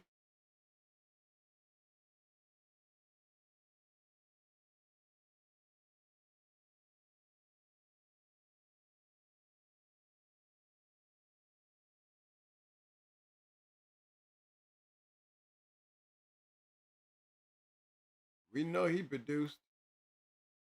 He didn't get bred much.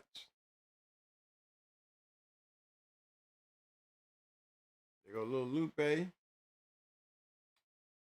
Twisted Nico. They go Max. They go Little May May.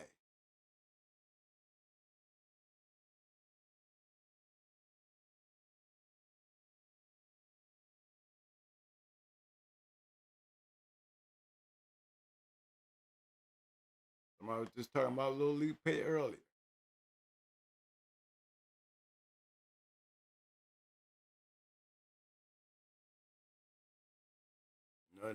You know she's an all-around.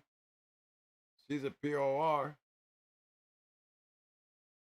They got a little Mayday, they got a little yellow Apache dog right there off Bruiser and Hooker Red. As she goes, being bred to Mayday. Little Mayday, Bradley May brother, which produced this bitch. This is the first Stone City Mayday cross right here. These 2 dogs right here.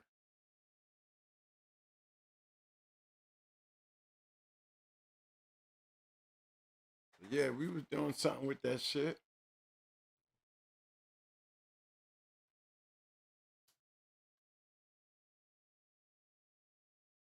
Yeah, I didn't get no males, and I didn't get no males.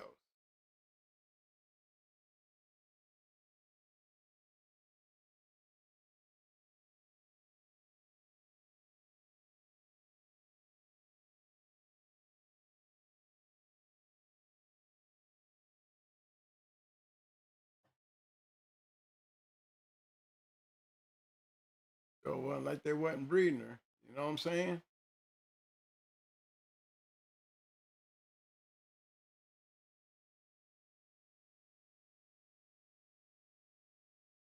those who don't know, if you ever see Bayless on a pedigree, you're gonna know it's a going hard dog, and they using the ADBA the ADBA name.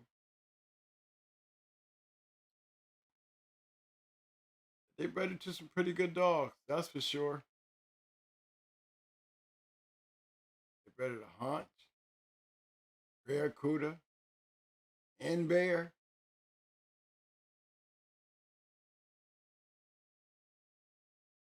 That Julio dog, not a bad cross in itself either. See?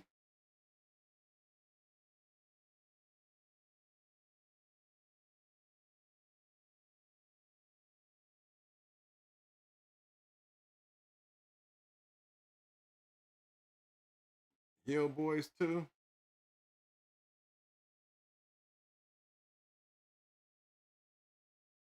That was a pretty good, decent dog there. He really didn't produce like they wanted him to, but he did produce some decent. You don't see none of them on here.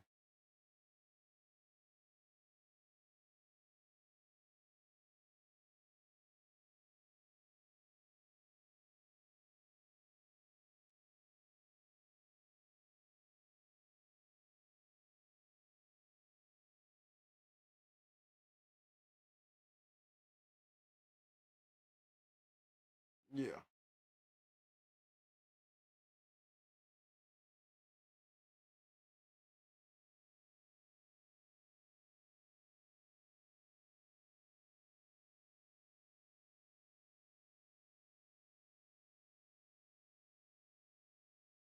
Looking for something, looking for something. Okay. I'm good, Mike.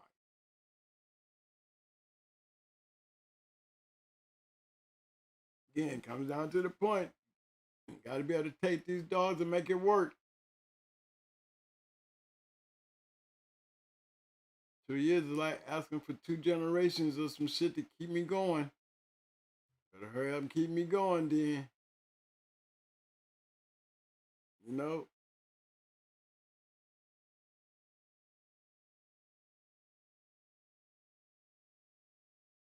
Nothing.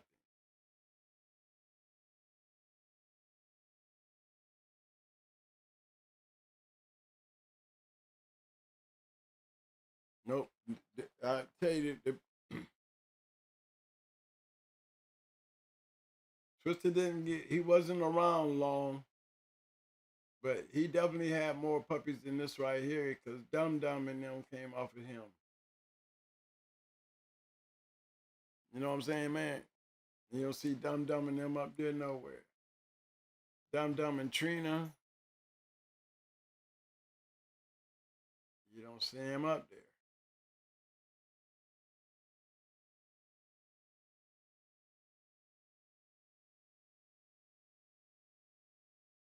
I tell you, I had the litter mates to these dogs right here. One got stolen, the other one died. But I tell you what, boy, they were some of the hottest puppies you ever want to see, boy. And I'm talking about them dogs they was grown dogs at an early age. Max lost his grand championship at a old age, but he was one bulldog. He lost to Cochise. Cochise was a pretty real good dog too.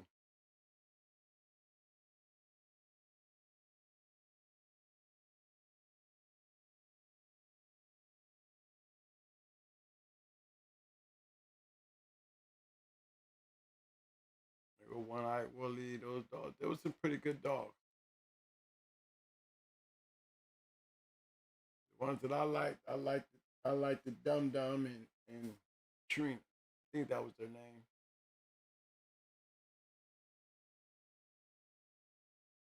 I remember when they made these breedings.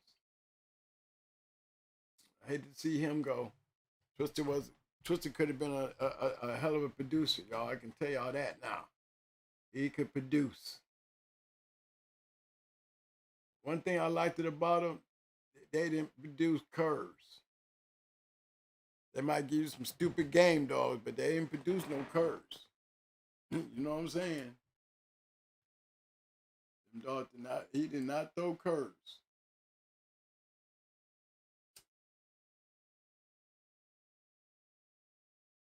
Okay, Mike, what we gonna do? We're gonna finish it up, close it down there, man.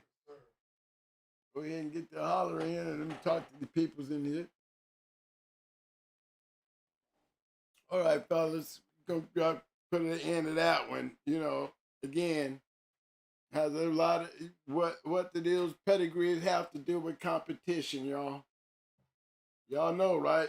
Y'all know, right? What's the purpose of breeding? Where do your real competition lie at when it really boils down to it? In that face-off. So in you breed to the face-off because that's the only place it counts. And the only other place it counts is if you can produce something that can give you that four-corner action. You know what I'm saying? That's what you're breeding for when you want to be competitive. You want to breed to have competitive dogs. Not just dogs with pretty pedigrees, because their pedigrees are only pretty because of the competition. Don't forget that. Y'all go to tagging up pedigrees, you better have the competition and competitiveness of that particular line that's got you interested. You have to use that word competitiveness even in your breeding. Can I get competitive dogs when I make this breeding? Okay, now I got it. Now I got to go in here and prove it's competitive. And how's the only way that I can prove that it worked? Doesn't matter if this guy over here in the corner, does he have to be Kenny Allen? Do he got to be Ricky Jones? Did this dog got to be that for my dog to get credit for kicking his ass? No, it don't.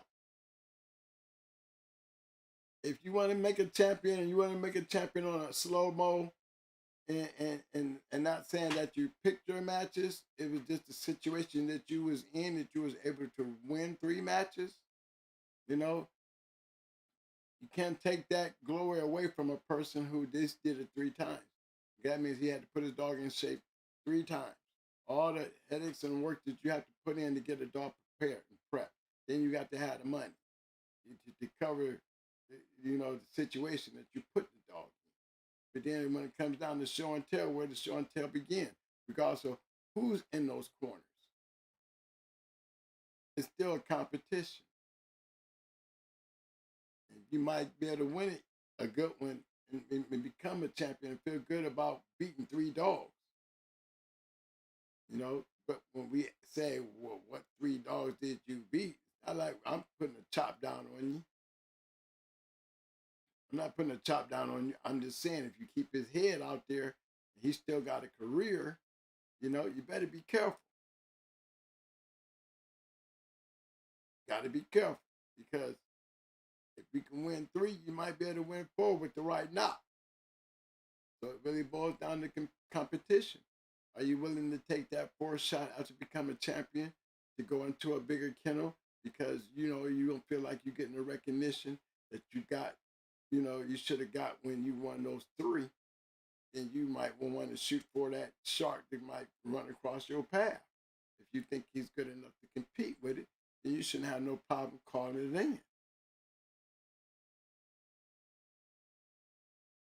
You know, and that's why some dogs end up being 4-time winners, because, you know, they like the 3 that they beat, but they want some competition. They haven't seen enough, so they take the chance. That's why you see some of the champions getting game losses and shit like that, because usually, you know, competition got a little stiffer than it did the first 3 times.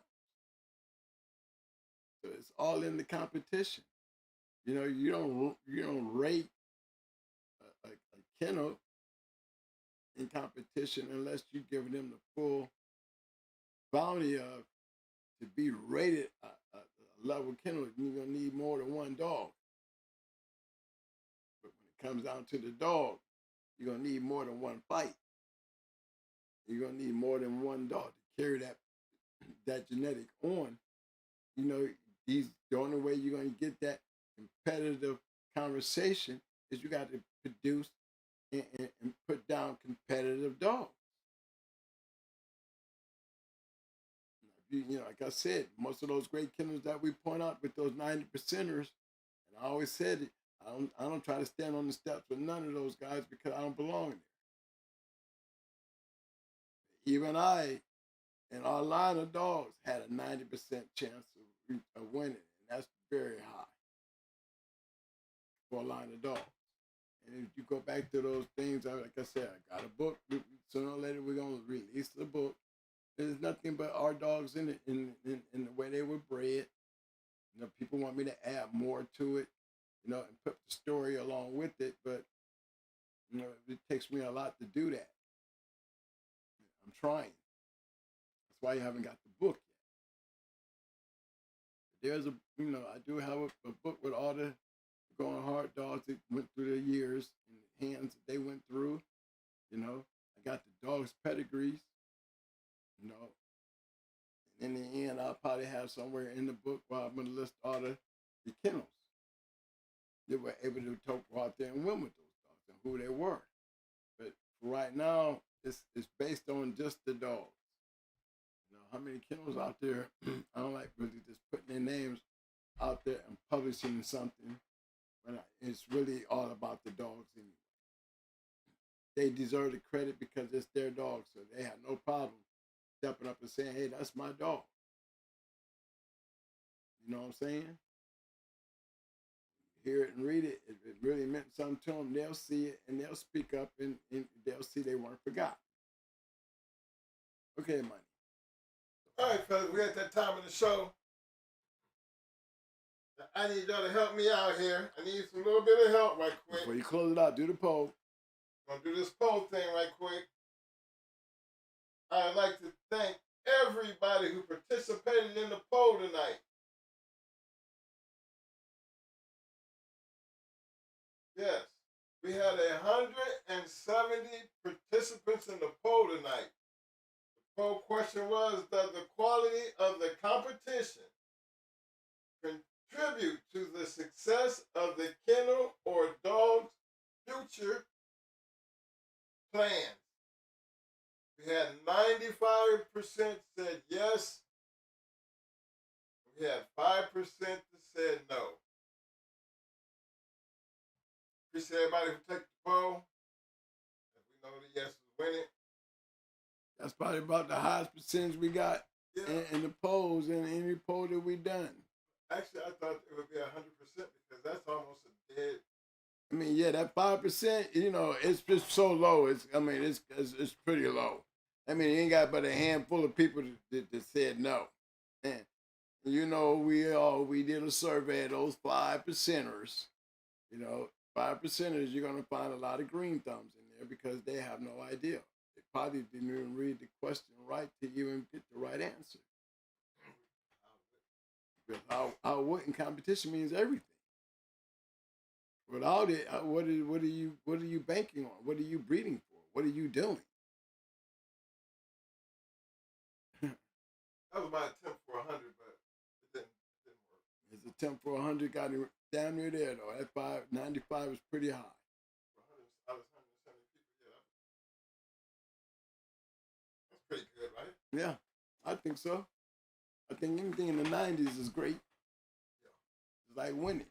You can win 90%, you're great. But we got 95% that said, yeah, you're right. I think that's a good statement. It does have a lot to do with it. Has everything to do with it. Actually, I think that's what being competitive is all about. That's what you work for. That's what you create. That's what you're trying to have a future plan. You know what I mean? I'm with you 100% on that. But now, tonight we're going to only be 95%. Yes, sir. All right, gentlemen, I need some help here. Can everybody give me some thumbs up, thumbs up, thumbs up, thumbs up? I mean, we trying to be competitive tonight, so give me them damn thumbs up, thumbs up. Muscles, muscles, muscles. Now show some love, and give me the damn roses, roses. Let them fly, fellas. We need them damn roses. We didn't piss off nobody tonight talking about competition. We didn't have to argue with nobody about competition. We didn't have to talk shit about competition. And we learned what competition really means. It really just really boils down to the only competition you're going to ever be able to grade upon and level upon is being done inside four corners with two animals facing each other. And the end results will always become part of the history because it becomes part of your breeding program and everything else you're trying to do. You know what I'm saying? If you're doing beating for competition, then you got to have competition dogs. There is levels to competition, like Mike said. Yes, it is. All depends. Where you gonna go get it at? You gonna do it in the neighborhood? Or you gonna graduate from the neighborhood and you gonna get out there and see? Go Bucks! Yeah, I had to represent, man. Got to do that when you got the big win, baby. I mean, we moving on. Yeah, I'm repping. Official, baby, official. Hey, look, man, appreciate everybody for showing up for this. What's that Tuesday? Talk Shit Tuesday. Yeah, I wasn't talking shit today. I didn't make nobody mad. I hope I shouldn't have never really. Look, fella, we don't really mean to make people mad. It's not about being mad. It's about keeping shit real. Sometimes that can rub people a lot of different ways. But in the long run, truth is the truth. You can have your opinion about the truth, but be willing to stand on what you believe like we do. I mean, most of the time, when you stand on something with us, you better bring some damn proof. Don't just talk out the side of your neck and don't have nothing to stand on. Because your mouth just talking ain't gonna get it. Remember, don't talk about it, be about it. We be dead serious about that shit. Dead serious. That ain't something we just make up. No, that's something we say because we be meaning it. That's how we used to do our shit. You talk that shit, you go get a dog. Oh yeah. You don't think about that motherfucker who said you, then you go get you something, go borrow you something, and then you try to beat him. You know what I'm saying? If you ain't trying to do that, then that means, clearly you don't want none. So I would suggest every time you see me and you open your mouth, don't get mad when I ask you about you find that dog yet. You ain't gonna ask nobody about that dog. Stop telling me you're trying to go on a twin. Maybe you might get a dog if you stop saying that shit. You know? But don't believe me, I'll ride the dog shit out of you just because you're talking that shit. I need to help. I'm trying to help you be about that shit. I'm trying to help you. So maybe too old, man. You know how they say you can't teach an old dog new tricks? Ain't no damn little ass kids. For those that understand something, unlike other people, I don't forgive. I'm not a forgiving type of person. I'm too old to forgive dumb shit. It's like my kids fuck up as kids, I can forgive them. For fucking up as grown people, no, I don't forgive them for fucking up as a grown adult. You're supposed to know better. You're gonna be responsible for the consequences of your actions. Dad don't give breaks. You're gonna pay for your mistake and then we're gonna let it go from there. Because I love my kids. They're a whole lot different than dealing with other people. So, and that's no harm and no, not throwing stones and rocks or anything. I'm just that kind of person, too old to go through dumb shit. And I have the right to pick who I need to, my friends or who I feel like I need to be cool with. And that's no disrespect to nobody. I'm just putting it out there in the air. We cool, but we ain't cool. So let's leave it at that. So don't take it personal. Remember, this is not a personal situation. This is about that business. We ain't taking care of business. I ain't got time to talk to you.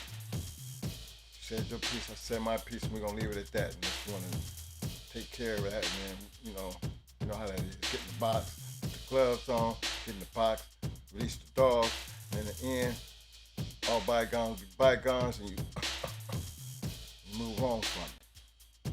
Until that happens, I'm cool. So, everybody, listen. We went over the competition thing. Everybody might have their own opinion, you know, even, and hopefully we answered the question about, you know, what is considered good competition. You know, that really wasn't it was really a good question, but in order to, regardless of what definition I gave you, it's almost like common sense thing. Good competition is something that has always been. Who you racing against? Who you playing? How good are you trying to be? You know, are you trying to be an old average basketball player, or I'm trying to be an NBA basketball player? How competitive is your drive to be the best? How you gonna find that out? To be the best, you gotta beat the best. And I see competition, competitiveness all over that statement. And talking just don't get you there. Unless you're trying to be a Stephen A. type of person. And then it's good to go ahead and, you know, be the best and have your competition against journalists, you know. And that's just what they do. But even they have their limits. So, other than that, what kept us competitive? You know, and we stand on everything even to this day. We always. Go ahead and tell them. Yeah. I always made it a point to do that. You know what I'm saying? Regardless of what it was. But we did. We always. And even now, we always scratch to win. If that keeps us competitive, then so what? Hey, That's the name of the game. that's the name of the game. You breathe for it. You work for it. And you go in there and put it together and see if you can get it. You're always achieving life to try to be better. So challenge yourself. Be competitive to yourself. Always make sure and try to be better than what you are.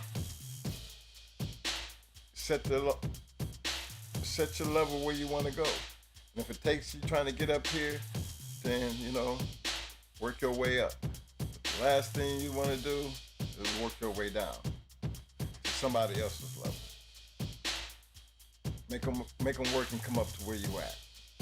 Nothing wrong with that. It is what it is. Enjoy the rest of your week. Y'all stay safe.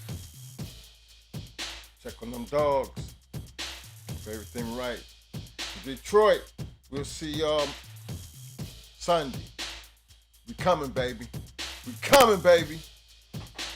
Right, Detroit, what's up, fam?